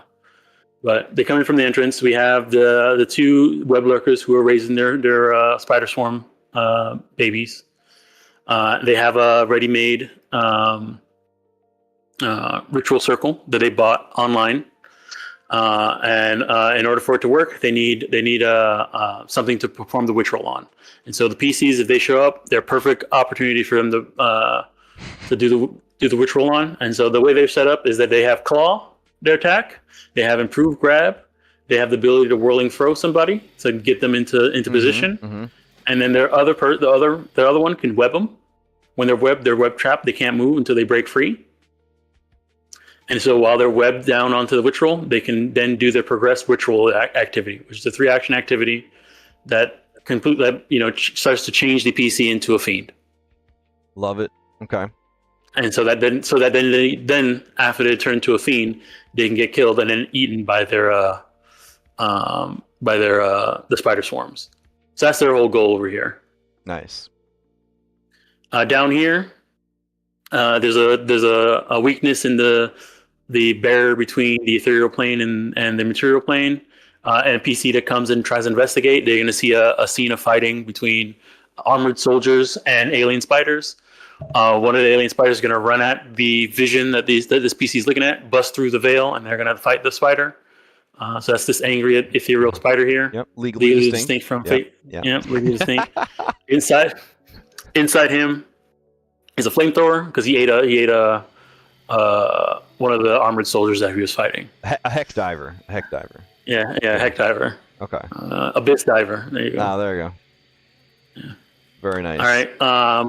Further along, they make it's just spooky, and so now they might be a little bit on edge, and then they get closer over here. Once they step inside this square, this trapdoor spider uses its reaction to jump out and roll attack somebody to capture them, grab them, and bring them back into their trapdoor. Which I used this part of the map to be where the trapdoor is, so it's walled off, and you can use this part of the trap. I'll probably set up a teleporter, so it's easy. If you need to get somebody there, you can drag them to over here, and now teleport them over into the thing. Yeah, probably do that. Inside their trapdoor, though, is the teleporter. Is the teleporter ready to go, or no? It's ruined and needs to be repaired. Okay. Yeah, but also down there is a satchel that's dun covered, and inside the satchel is a milestone. Oh, very nice. Okay. Yeah. As well as some grenades. Mm. So there's that. There we go. So, and then inside the actual cave proper is just a bunch of hunter spider troops. Love so it. three troops are hanging out in this. So and the good thing is that it's a bunch of narrow hallways. So they're not gonna be able to fight too many at a time. Mm-mm. But they're gonna have to fight their way through them, and hopefully they find the grenades and the flamethrower, and they can burn their way, AOE their way, have some fun, just killing a bunch of loads and loads and hordes of spiders to get through. All right, and then once they get through back here, that's where that golden spider egg is, and so they can if they take this. Also, this spider egg is very heavy. It's 2 bulk, requires 2 hands to carry, and you have a -5 status bonus to speed while you're holding it. You only can hold it with 2 hands. You can't put it inside your bag. It's just that big. Do you have to walk like a heavily pregnant woman while you carry it? Or Monster Hunter character, yes. Okay, that's what I was referring to. You should put a little note that's like the scrap of a recipe for the milestones. So they know where to take it. Otherwise, it's just... Yeah. I have a question. Or a dead goblin. I've run games for these players for many years. listen, Mhm. they're gonna be like, what if we just keep the egg and hatch it? Yeah. Yes. So Okay. I was going to add that too. Okay. Yes. So if they keep the egg and hatch it, there's a I think there's a thing in Will's zone where there's like a I think there was something in Will's zone I was looking at that if they take it there, it can speed up its hatching, and I'll just make it be a whoever hatches it gets an animal companion. Okay. Gets the animal companion feat, and they have a spider animal companion. Is the animal companion worth losing out on a milestone? I guess that's the question. That's the question. Yeah. We'll make it be it's a free animal companion with no fee investment. I guess that's cool. Yeah. One thing I forgot to do with the Gashapons is I told everyone there was no free archetypes for the characters. Mhm. And they're like, Mhm. oh, so we're going to be able to get the archetypes out of Gashapon orbs. And I was like, yeah. And then I forgot to put like, because we did that, I think last year I think last year we did it. Yeah. It was like, yeah. But now I'm wondering if we should have free archetypes as like achievement unlocks or something, or I don't know. Hey, if they run into an NPC and they make the NPC a friend, and that friend, trains them, I don't know, give them archetype that's based off of that NPC or something like that. That'd be kind of cool. Yeah. All right, love it. I think it's really cool. Yeah. And that's pretty much it. It's pretty simple. Make your way through a hordes of spiders, find a little bit of loot around here. This is the entrance, low level. So the reason I tagged these guys with green dot is they are semi-infected by the Dryad's corruption from the south. So I'm just going to describe them as having like mushrooms growing on their carapace and dripping like nasty slime from their mouths and stuff like that. Perfect. All right. Nice. All right. Okay. All right. Head over to C3. All right. C3, the lake. Yeah. I love what you did here with the body tokens. It's very cool. Mm-hmm. Yeah. All right. So. Oh. Yeah, you want to move them both at the same time. Gotcha. So the bodies you just want to move, and they're the same actor linked. So like if you hit one side or hit the other one or whatever you do, is this a multi-part monster like that incredible video we saw the other day? Well, it's not the one that I normally do. So all four of these things are gonna roll into initiative. Nice. Okay. Yeah. All right. Dig it. All right. So, Lake Lady in the middle has a. It's obvious you can see her. She's holding a milestone and a magical flail of legend. Anybody who does a recall knowledge check, whether they fail or not, it's a DC 1. They know what this flail is. Everybody knows about this flail. Yes. Flail of legend, and she is trapped behind an impenetrable barrier. She as soon as she sees the PCs or notices them, telepathically she lets them know that, hey, help free me by putting this worm to rest, like this corrupted worm to rest, and or ending its suffering. And she explains that in order to free her, they need to defeat the worm and the seals that are scattered around this map. Right. And they can see the energy flying towards her, so they can find out where it is. Very cool. Very cool. Yeah. And so that's what she wants. And so the worm here is going to try and do everything it can to kill everything around it. And it wants to eat the lady in the lake. The lady, it's the lake queen, but it can't get to her because the barrier is there. So they need to kill the runes on the four sides to release the barrier. But if they release the barrier while the thing is still alive, this is going to try and attack the queen, and the queen's already hurt. Gotcha. Okay. So they're gonna have to do that. Also, the runes over here are powering the worm. So the head is protected by the divine rune that's up top here. So it makes it have resistance to all damage except for void. But if they break the rune, then it loses all its resistances, and now it gains a weakness to void. Okay. The rune over here on the top top right is the occult rune. That one's protecting the body. This north body up here. Mm-hmm. And it's same thing, resistance to all damage except for spirit and mental. And when the rune breaks, now the body has weakness to loses all the resistances and gains weakness to spirit and mental. So if you open up the body, like if you open up the body, you can see at the bottom there's like occult rune protection, and there's like a little effect there that you can drag onto them when the rune breaks. Ah. And that will take away the resistance and give them the weakness. Okay. Yeah. Nice. Tail protected by the primal rune. For them, it's energy, so they resist all damage except energy, and then weakness to energy if you break it. And then the last one over here is the arcane rune for the south body, and that one is force damage. So the things that are guarding each rune is also kind of related to them. So up here by the divine rune, the top left, it's guarded by a celestial and a devil. They're contracted to work together.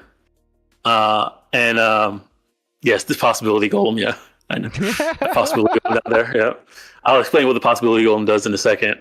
Oh, I guess did you use one before? That's the train. That was the train from Stolen Fate was a possibility golem. That's why I was able to punch everyone everywhere all at once on the train. Yeah. Okay, then you're familiar with it then. But they didn't pick up on any of the hints, nor did they make any successful recall knowledge checks on them. Or when they did, they didn't ask about the weaknesses. Don't look at me. You know what I'm saying? Yeah. All right. So these two, they don't want to work together, but they have a contract where they need to work together. So they can be convinced to, like, if the PCs come over here and like, hey, if you work with us, we'll take care of your buddy here, who's not really your buddy, and then deal with the rune, and you can get free of your contract and get out of here. But they won't help unless it involves getting rid of the other person, because this celestial hates fiends and this fiend hates celestials. Fair enough. Yep. All right. Dig it. The teleport is over here. It's working perfectly fine, just unreliable. I just noticed the greatest adventure note I've ever read. Behind the waterfall is a milestone, rewarding PC of culture. That know to check behind the waterfall.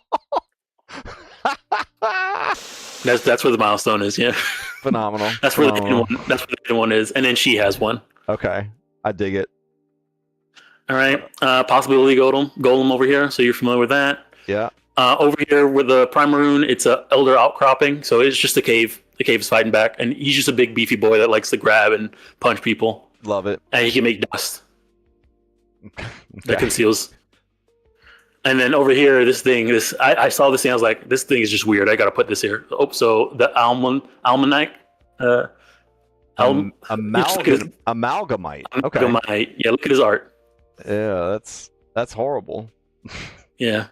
And so his thing is he has to teleport around and then make that happen to you. Oh. And then when that happens to you, you gain an aura that causes you to cause other people to cause it to happen to other people. This is a real monster? Yeah. Wow. All right. I have Bestiary 3. I was about to. Okay. It's a real. It's not even a Battle Zoo monster. No, that's it's not Battle Zoo. Crazy. All right. Yeah. I kind of want to steal this ability and make it one of the 24 trap cards, because there is one that just says something related to teleporting. Mm-hmm. Yeah. I feel like one of these guys shows up and just like, hey, you want to be like me? All right, I'm into that. That's great. Yeah. Okay. Yeah. Beautiful. And so one last thing that's kind of think about here. So whenever you beat one of the runes, a player can like absorb the power of the rune. Oh. And they get the ability to. What they do is it makes all their attacks do the damage, the weakness that happened on the thing that it's connected to. So for the occult rune, if they beat the occult rune and then absorb the power, they just do damage they do extra spirit damage on all their attacks. Very nice. All their strikes. Okay. All right. I dig it. That for each of them. Yeah. And so that's what's here. Save the queen. She wants you to get saved and take out the creature. So it's just a big boss battle. All right. I'm into it. Let's see. Oh, I think I mislabeled this down here. This would actually connect to D3, not D4. Yeah. There we go. And so D3, which is the wizard area, which is the next one. All right, so we'll head south to D3. Yeah. Here we go. All right, so anyway, if they're coming from D2 or C3, there's going to be Adam, the adamantine golem, who's the bouncer for this party. Adam, very nice. Yeah, Adam. Yeah. There's these two other adventurers that want to get in, but Adam won't let them in, so they have to try and figure out a way to get past Adam. Grant and Flamia? Yeah. Okay. Yeah, Flamia. Yeah. All right. Yeah. Love it. One's a flamboyant thief. The other one's a Grand Inquisitor. So Grant and Flamia. Nice. All right. I'm into it. All right. Inside here, there's party wizards, party bards, party sorcerers, and party druids just hanging out, partying. Nice. So I'm gonna I haven't fleshed out everything exactly here yet, but the idea is that so on the left hand side, there's this guy right here. How far left am I going? All the way left by the rooms. The rooms are. Yeah. So there's a Vildurian. Okay. Vildurian. Yeah, he's the Lake King. He's missing his Lake Queen. Oh, so did he come here like trying to get help to deal with the worm? And they're just like, nah, bro, we're partying.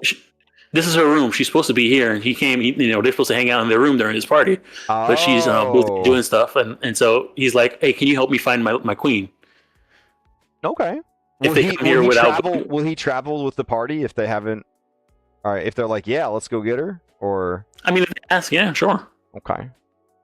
I mean, you know what I would do as a player?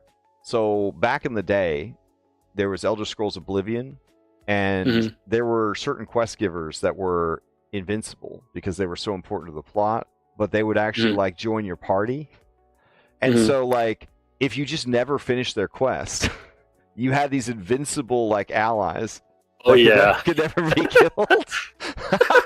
I remember taking the one guy like into hell. He was like the son of the emperor or whatever. I brought him to hell with me. Yeah, I did everything with this guy before I finished his quest because I was like, shit, free labor. All right, let's go. So I wonder if like this guy would be like, if you could continuously bamboozle him into like, but he like knows where the lake is, but you're like, well, hold on, we should check somewhere else first, just in case. So they got this really strong NPC helping them out. That's dope. Yeah. All right. Yeah. All right. Over here, it's just a Mirage Dragon hanging out in his room. He's like a loner. He's like, because everybody else is like humanoid and they're partying, and they're a dragon. And yeah, sure, they can illusion themselves and because they're a Mirage Dragon, they can definitely change themselves. But all these wizards are very smart, and so they just see through the illusion. And he's worried that he's too ugly, and like for humans. Okay, all right. So they need to help him convince him. Without saying anything, Dom, I know where you want this to go, and I'm sure this group will make it go there. Don't worry. Okay. Yeah. All right. And I'll send you the check from Bad Dragon. I'll send you the check. Don't worry. So all right. Okay. All right. Over here, there's some party girls trying to go and get Grandma Yui. She's like came back to school at a really old age. So she's hanging out in her room. She doesn't feel like going to the party because all these young kids. Okay. But they want her to come to the party too. So all these people are trying to they're busy doing their own thing, and everybody who's out here wants them to come and join the party. Okay. And they'll come and join the party when their quest is done, pretty much. All right. So it's like the milestone, get everybody to join the party. Is that? Yeah. Okay. Yeah. Fair enough. Milestone is in the disco ball in the center. It drops down. Is it really? No. That's okay. All right. That's a good idea. So what's over here? In this blood room. This is the goth room. So actually, that's darkness. It's just red. Okay. And a bunch of banshees just hanging out in here singing. I want to point out that banshees and Pathfinder are level 17. Like, yeah, you ain't gonna run into no banshee at level 5 or whatever. Like, this is incredible. Well, this zone is I think this zone was like. Oh, I know. I was just shocked because I'm so used to 5e banshee being low level but overpowered, and here it's just insane. Yeah. Yeah. So just 3 banshees hanging out. They're trying to start a metal band. Okay. Yeah. What's up with the magical prison? Is it just not in use anymore, or? I haven't figured out what's going to be there yet. Do you want to convert it into like dormitories, or? That actually might work for more places for where like this is a I get this is what it could be. This door is like a little portal. And it goes inside here to your room, and this is everybody's room. Oh, nice. Okay. Very cool. All right. All right. So who's this Danny? Okay, so the leader over here is this Eldritch Eminence, and I'm planning to put like all of her like loot locked behind these things, and over here there's two people. There's Danny Dooms, and Helen Heals. Okay. All right, so she's a purest healer. The other one's is a world ender. She's a doomsayer. So they're pretty much arguing about like. One's a nihilist, like we got to end the world. Like that's what we should be doing. We should be working on trying to end the world. And this one's like we should be working on trying to save the world. And they're just gonna be arguing about that. And the pieces can come and join the argument and decide who they want to work with. And I think whoever they sort of side with, maybe they'll become a sort of a B team person to follow them around for a little bit. Okay. This person, they're a doomsayer. So like one of their biggest things is that they cast spells, but they can monologue as a free action, and monologuing gives them a +1 bonus to their will saves. That's cumulative every time they monologue. Incredible. And a +2 damage bonus to their spell attacks, which is cumulative every time they monologue, and they can do it once per round. So that's their whole thing is that they monologue about ending the world, which makes them stronger at casting spells. That's incredible. Yeah. All right. I'm into it. And this person's a healer, so if they they need a healer, maybe they side with this lady just so they can get some heals. Love it. Yeah. All right. Who's the quest giver that we want everybody at this party? Like who? Let me see here.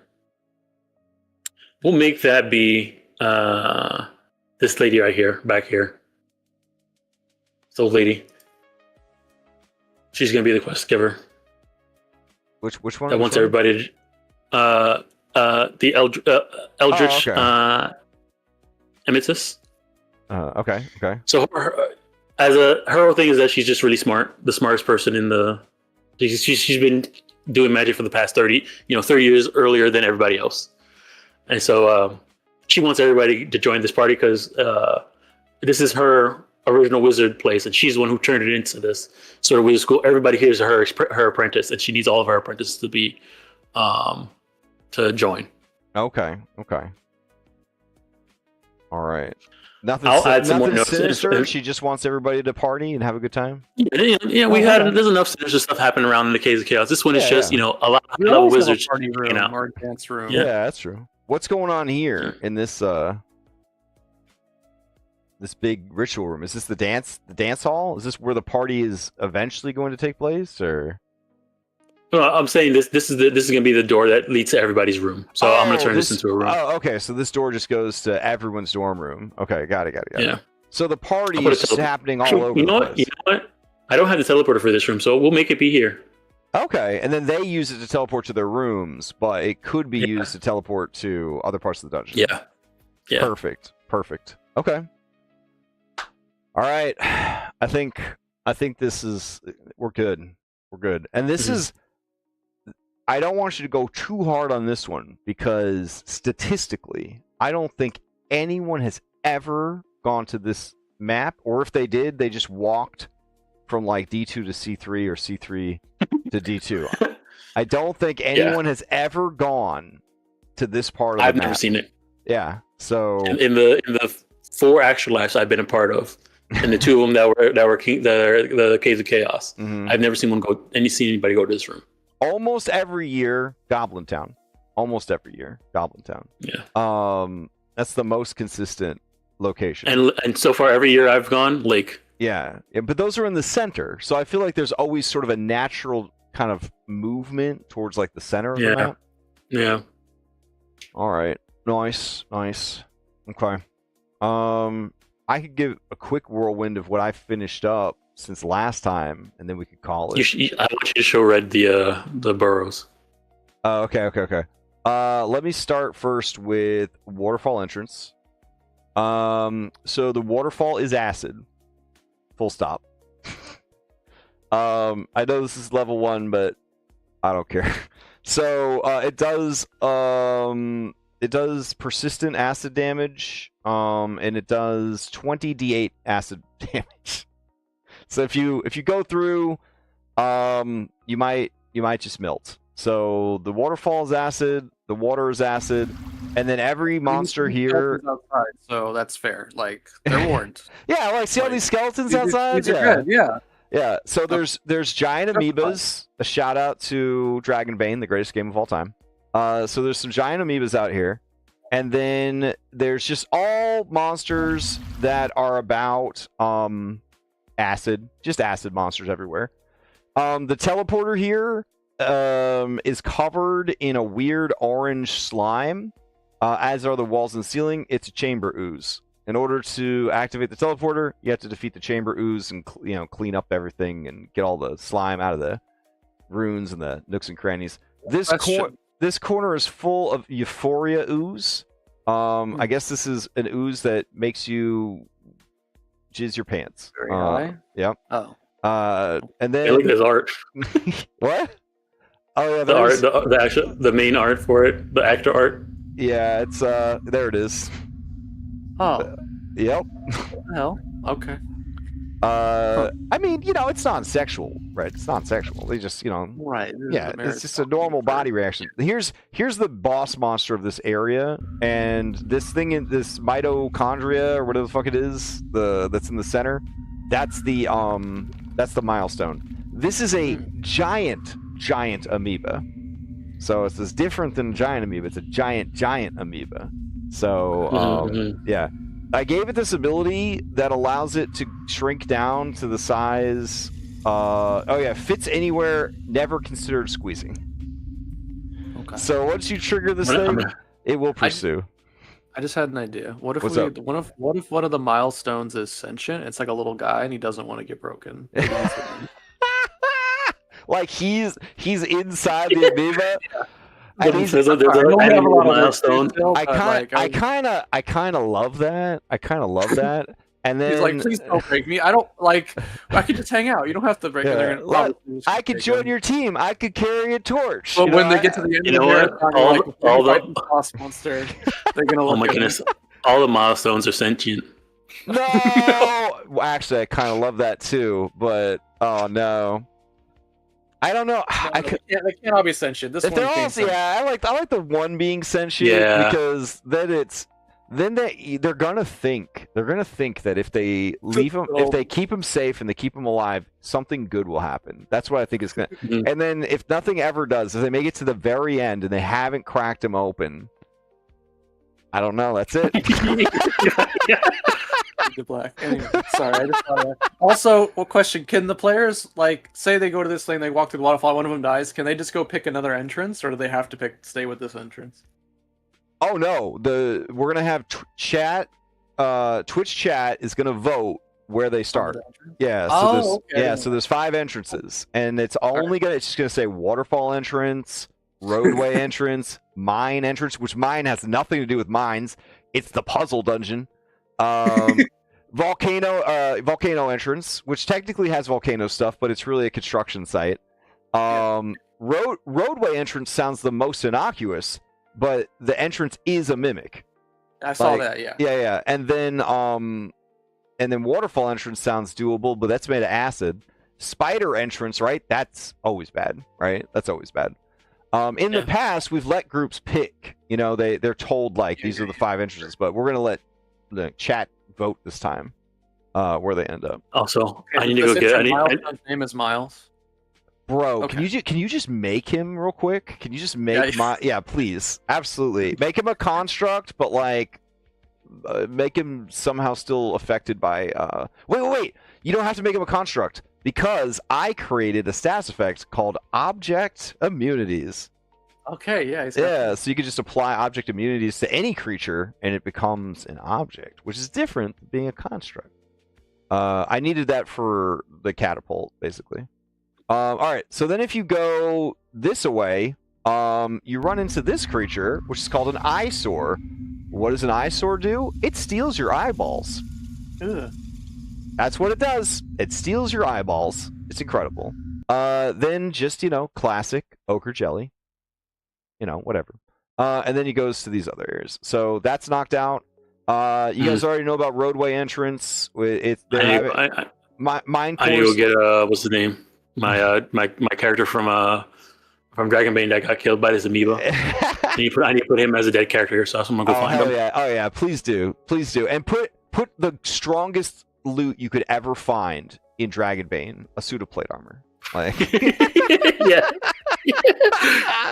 So the entrance is this mimic right here, and then the trees are awakened trees, but they're actually his hands.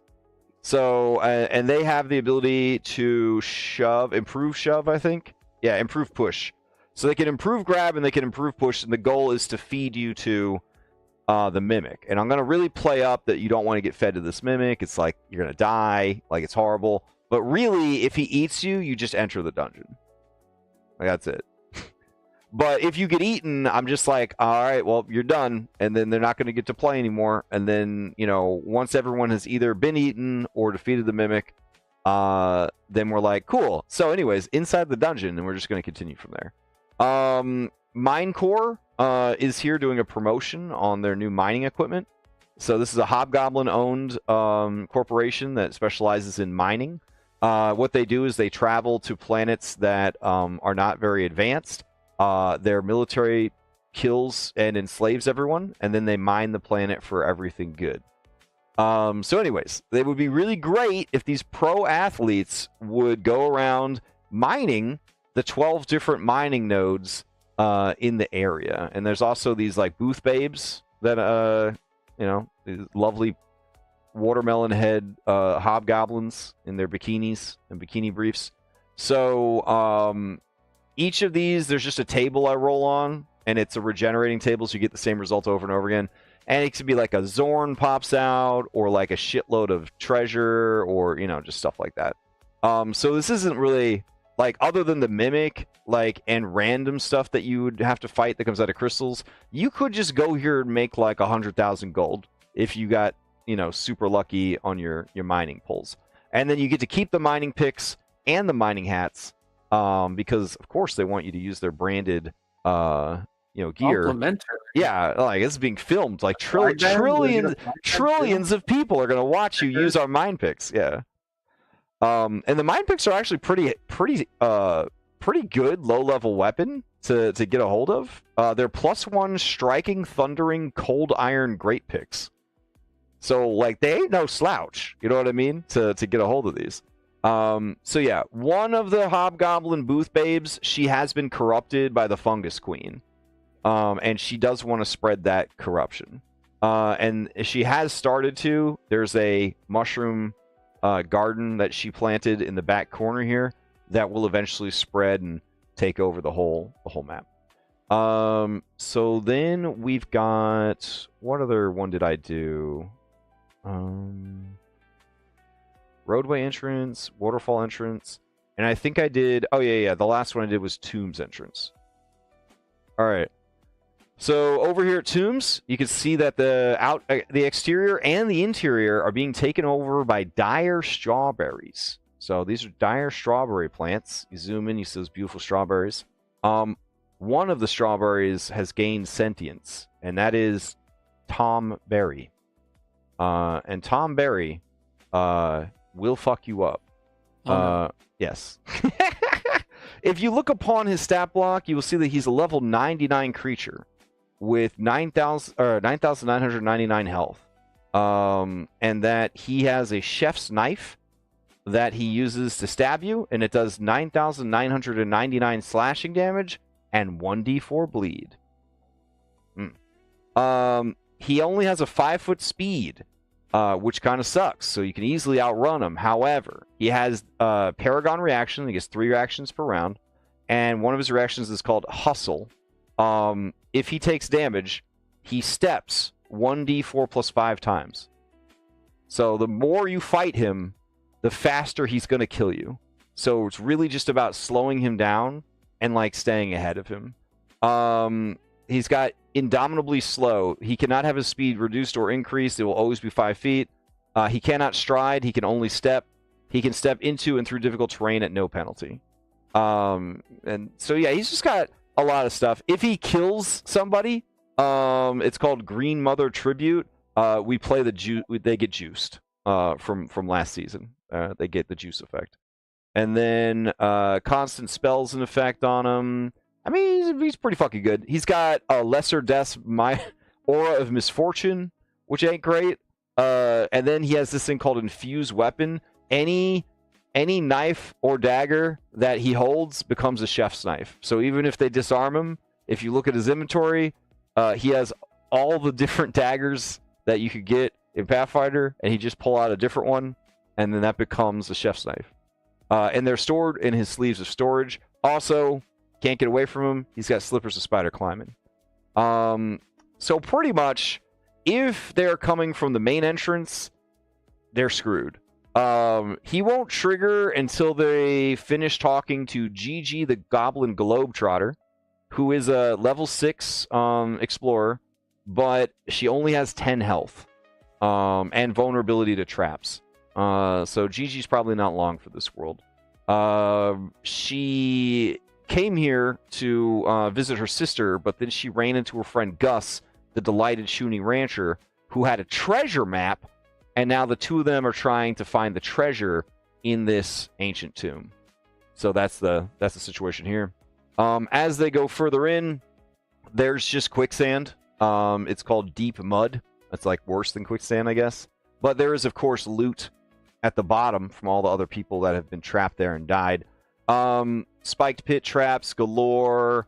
Webs with no actual spiders, concealing a pit trap. A hallway that has lacerating tripwires, spiked pits, another lacerating tripwire, laser turrets, rusty floor spikes, laser turrets. Over here, we just got mushroom traps galore. Shrieker mushroom, just to make you nervous. And then the final boss of this area is the Scarcophagus, infamous boss monster from Outlaws of Alkenstar.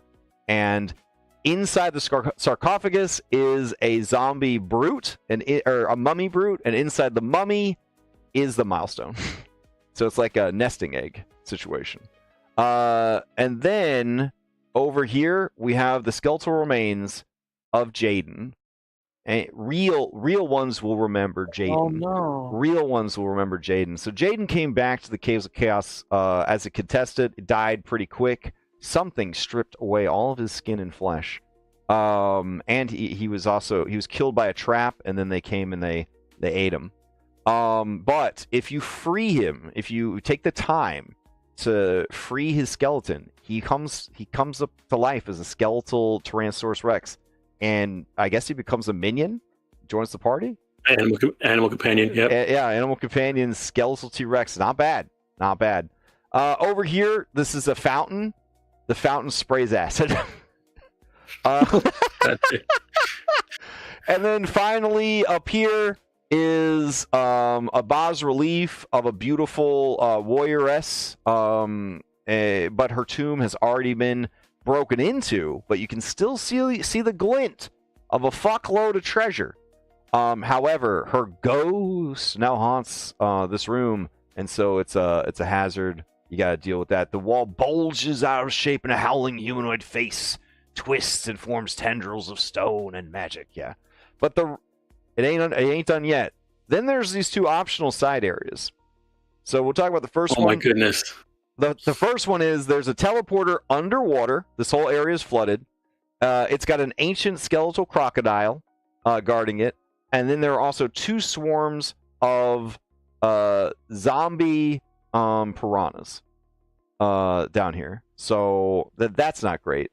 But over here, look at all the skulls these guys have accumulated. This is Warhammer 40k amount of skulls here. These are skull peelers, a creature I was not aware of until recently. And a skull peeler is like the size of a Care Bear.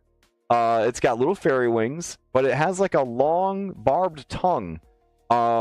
These creatures feed on brontosauruses and other slow, meaty meals that they can handle.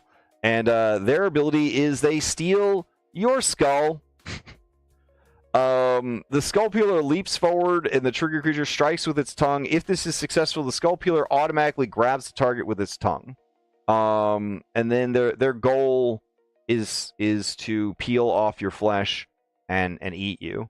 And I think that they cause like a bleed, like a severe bleed effect with their attacks to kind of represent that they're skinning you alive.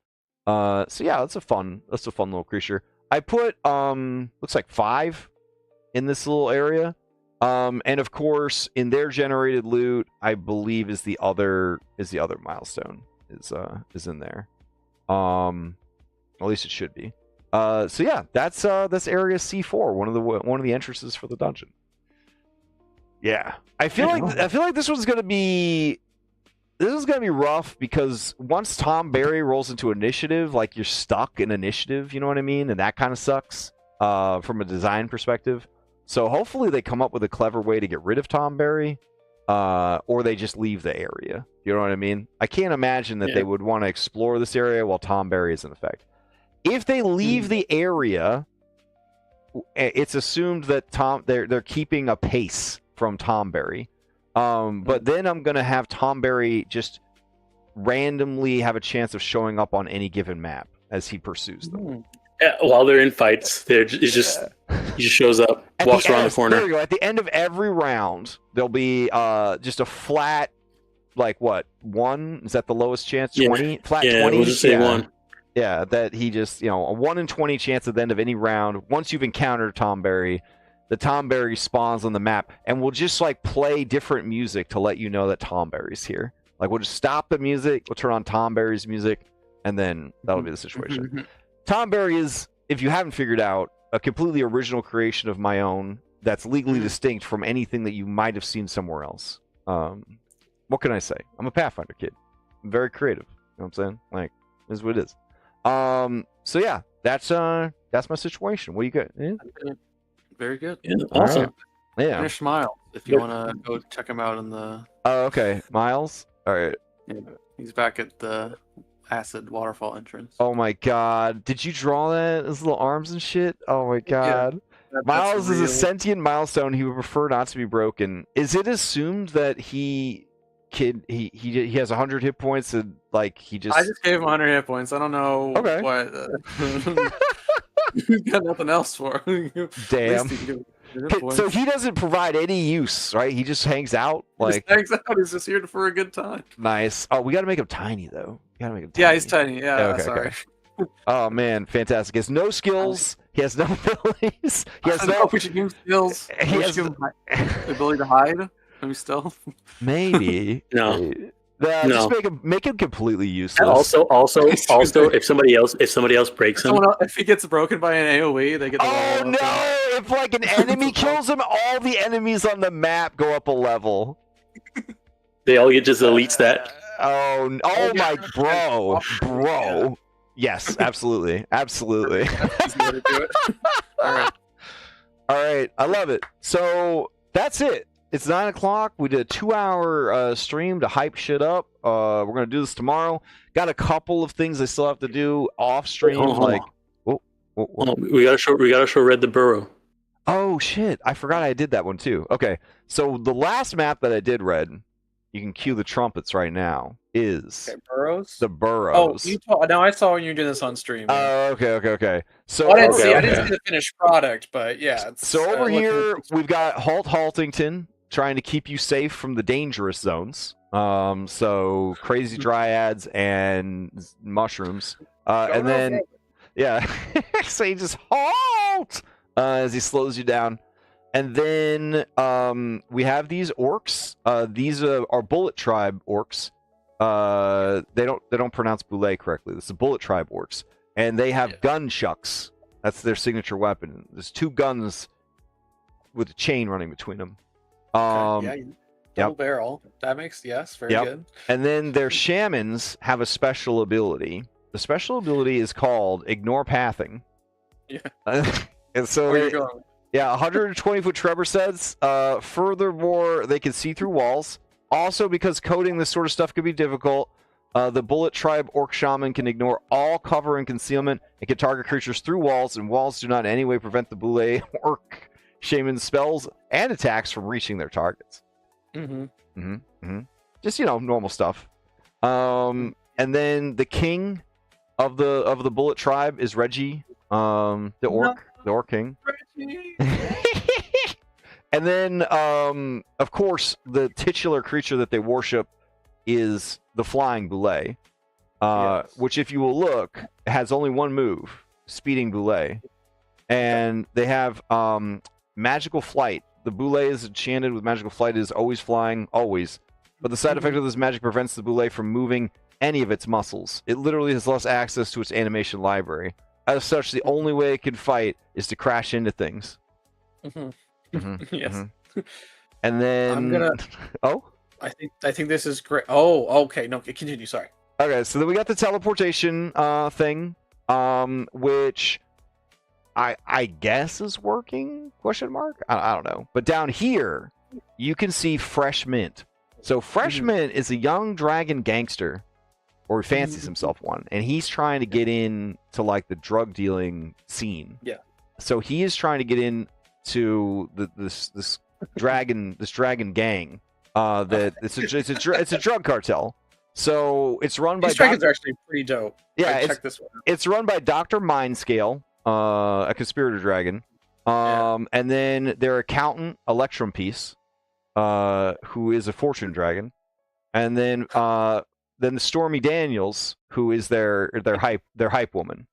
And then they're currently selling drugs to this miner named Roxy.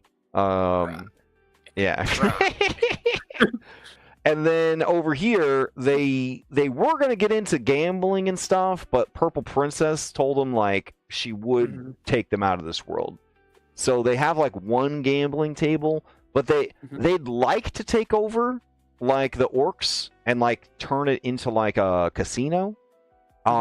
What's interesting is that the orcs would like the drug dealers to leave because everyone's getting addicted to drugs, or bring them in on the operation. You know what I mean? Like bring them in on the operation. So they don't understand that these neighbors that they don't get along with, they all have something in common. They want to do crime. They want to do crime together. They just don't know it yet. So yeah, this is another map where they could just avoid combat altogether. But if they did get into combat, I'm gonna shoot a lightning bolt straight through the wall. Yeah, and then they're gonna stop being. They're gonna want to exit initiative and not know who to talk to. I'm gonna. Don't worry. I'm gonna add it. We gotta get Shambling Mound that's instantly defeated if you shove him. Oh shit! Please do. Yes, I forgot. I forgot all about him.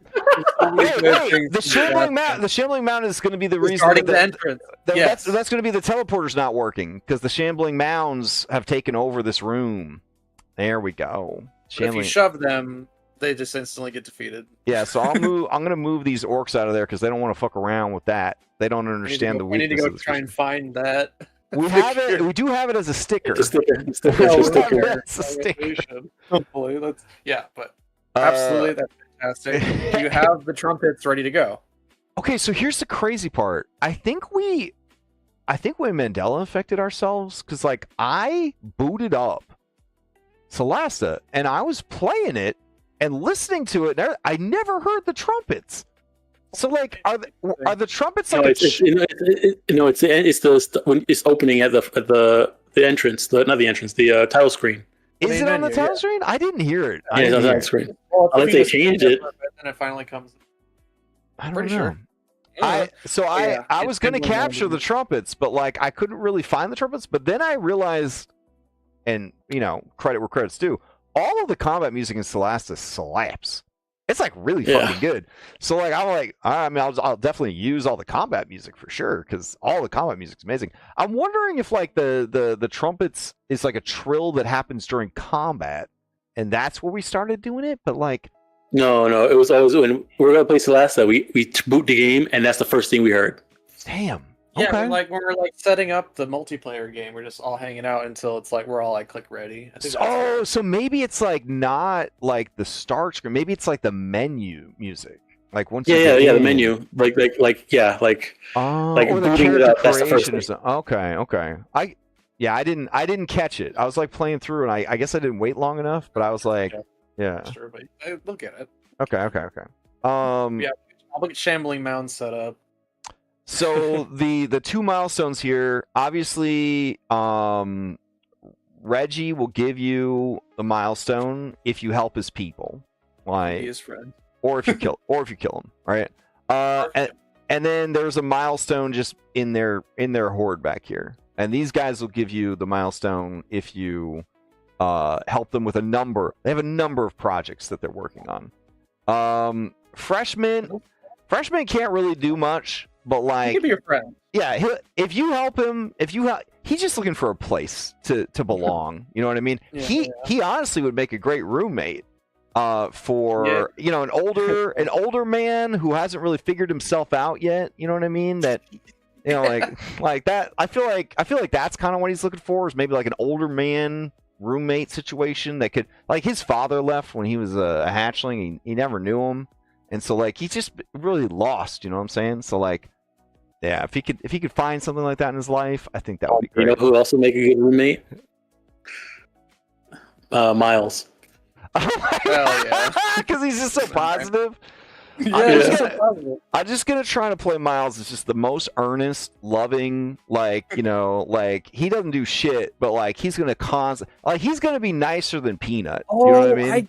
I'll let him do the aid action. He's got a great aid action. He can give him the aid action with like a +4, like that one human ability that Armite has. Sure. Armite. He can just help, but he can't do it himself. All right, I love it. This is shaping up. This is gonna be one for the history books, I think. I hope they find Miles now. I really do. I mean, I don't want to be a plant. You know what I mean? I don't want to be a plant, but I might contact some people and be like, "Yo, vote for Waterfall entrance." You know what I'm saying? Vote for Waterfall entrance. But I actually like all the entrances. Like puzzle entrance scares me. But I do think they're just gonna leave. You know what I'm saying? Like, I'm sorry, Brandon. I'm very sorry, but I think they're gonna be like, this is puzzles, and I think they're just gonna be like, fuck it. What's in this lake? Oh, level 17 monsters? Yeah, let's do that. Like, I'm worried. I'm worried that that's what's gonna happen. I know that's what I would do. That's what I would do. But he and I went over it last night, and like, the puzzles are legit. Like, but they're real hard. Like, they're super hard. I mean, if you want Miles to show up, you can substitute any milestone. It's a roll for it. First, it's like 1 mile. You just pick a milestone they get to, and it's Miles. What if wait. It could be cumulative. So every, like, the flat DC keeps like increasing like every time, or decreasing or whatever each time. Yeah. The first one, but so yeah, it'd be like, it's like 20 on the first one, 19, like 18. I feel like the earlier they get them, the better, because like then they're really having to like decide, like, yeah. Why don't we just make it the first milestone they find us alive, or the second milestone? Because then they're gonna question every other milestone after. Right, the first one that they smash open right away, they never found out if it was alive or not. Miles is gonna be like, maybe you shouldn't. Maybe Yeah, like no, wait, like. Though, honestly, with Cryptic Muffin in the group, it's going to be 50-50, because she'll either be like, I smash him, or they'll be like, nah, I will die for this character. Yeah, I'll die for them. But it's always like one or the other with them. It's always like one or the other. I feel like the rest of them, they just kind of go with the flow. I feel like Larry would be like, no, guys, I've watched Skull and Shackles. Where they took care of worthless fish until the very end, and then it turned to Gyarados. Like, if we take care of Miles, I guarantee you something good's gonna happen. Yes. So like, and they'll keep saying that too. Like, it gets really worse and worse and worse. Yeah. I'm gonna give him very good diplomacy too, actually. Oh, fantastic! All right. I think they did get rid of the trumpets, because I turned on yeah. And like at the main screen, they're not playing the trumpets. I think the problem is, and I noticed this, that the trumpets at the beginning of Baldur's Gate 3 and the trumpets at the beginning of Celestis sounded so similar. And I don't think that they did it on purpose, right? But like, Celestia came out before Baldur's Gate 3. You know what I'm saying? Yeah. But like, I feel like people would then go and be like, oh, I've played Baldur's Gate 3 7 times. I want to do something different. I'm going to try Solasta. They hear the trumpets and they're like, oh, geez, you copying, bro? But like, I don't think we're crazy because we record. Hey, that's where we could find it. We could go through we could go through the stream series and see if we could find the trumpets, or if we're all just crazy. If there never were any trumpets in Solasta. I find that hard to believe, though. Like, we couldn't have just constantly been. We were singing along with the trumpets. They were real. Okay, I found it. It's called World of Light, and they have a YouTube. I'm sending you a link right now. Okay, fantastic. All right. Admin. Okay. That's a really big link. All right. I think we're good. My goal. Oh. What's wrong? Oh no, I realize this is the Google thing, not the actual. Let me just go to where's it? YouTube. All right. So my goal before tomorrow morning, obviously get some sleep, but I'm gonna try to flesh out. Well, order of operations. What's more important? Getting the trap cards done, or getting? I want to get the achievements into a spreadsheet, but my AI assistant could probably do that. Maybe. I guess we'll have to see.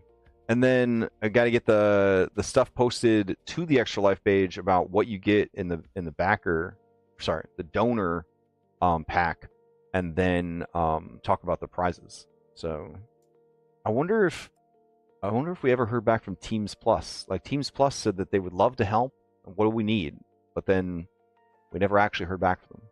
So I don't know if that's like a blank check. Can we just go through their collection and just pick out some stuff and be like, yeah, I mean, you said you could help, so maybe. Maybe. Yeah, maybe. I wanted to get a hold of Jam and Jax because of all the Pathfinder homebrew materials, I feel like Jam and Jax makes, in my opinion, some of the best stuff. Like I have all their stuff. I would buy anything that they made because they have all those compendiums where you can like mix and match like monsters and classes and stuff to make like whatever you need. It's like so good.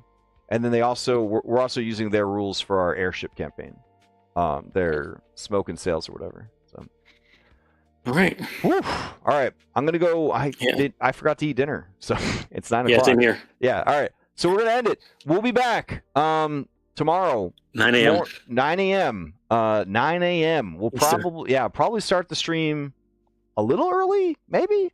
Yeah, so that Lex can get his bearings and all that kind of stuff. But yeah, I guess we'll see everybody then. Get some rest because you ain't gonna get any this weekend. Yeah. All right, thank you for hanging out in chat. Come back tomorrow. Bring other people. Share the links. Share the page. Get people over here. Get eyes on this shit. We're gonna have a lot of, I hope, chat interaction this year. A lot of crazy dumb shit's going to be going down.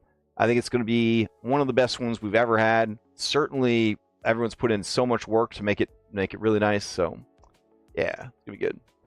All right. See you guys tomorrow.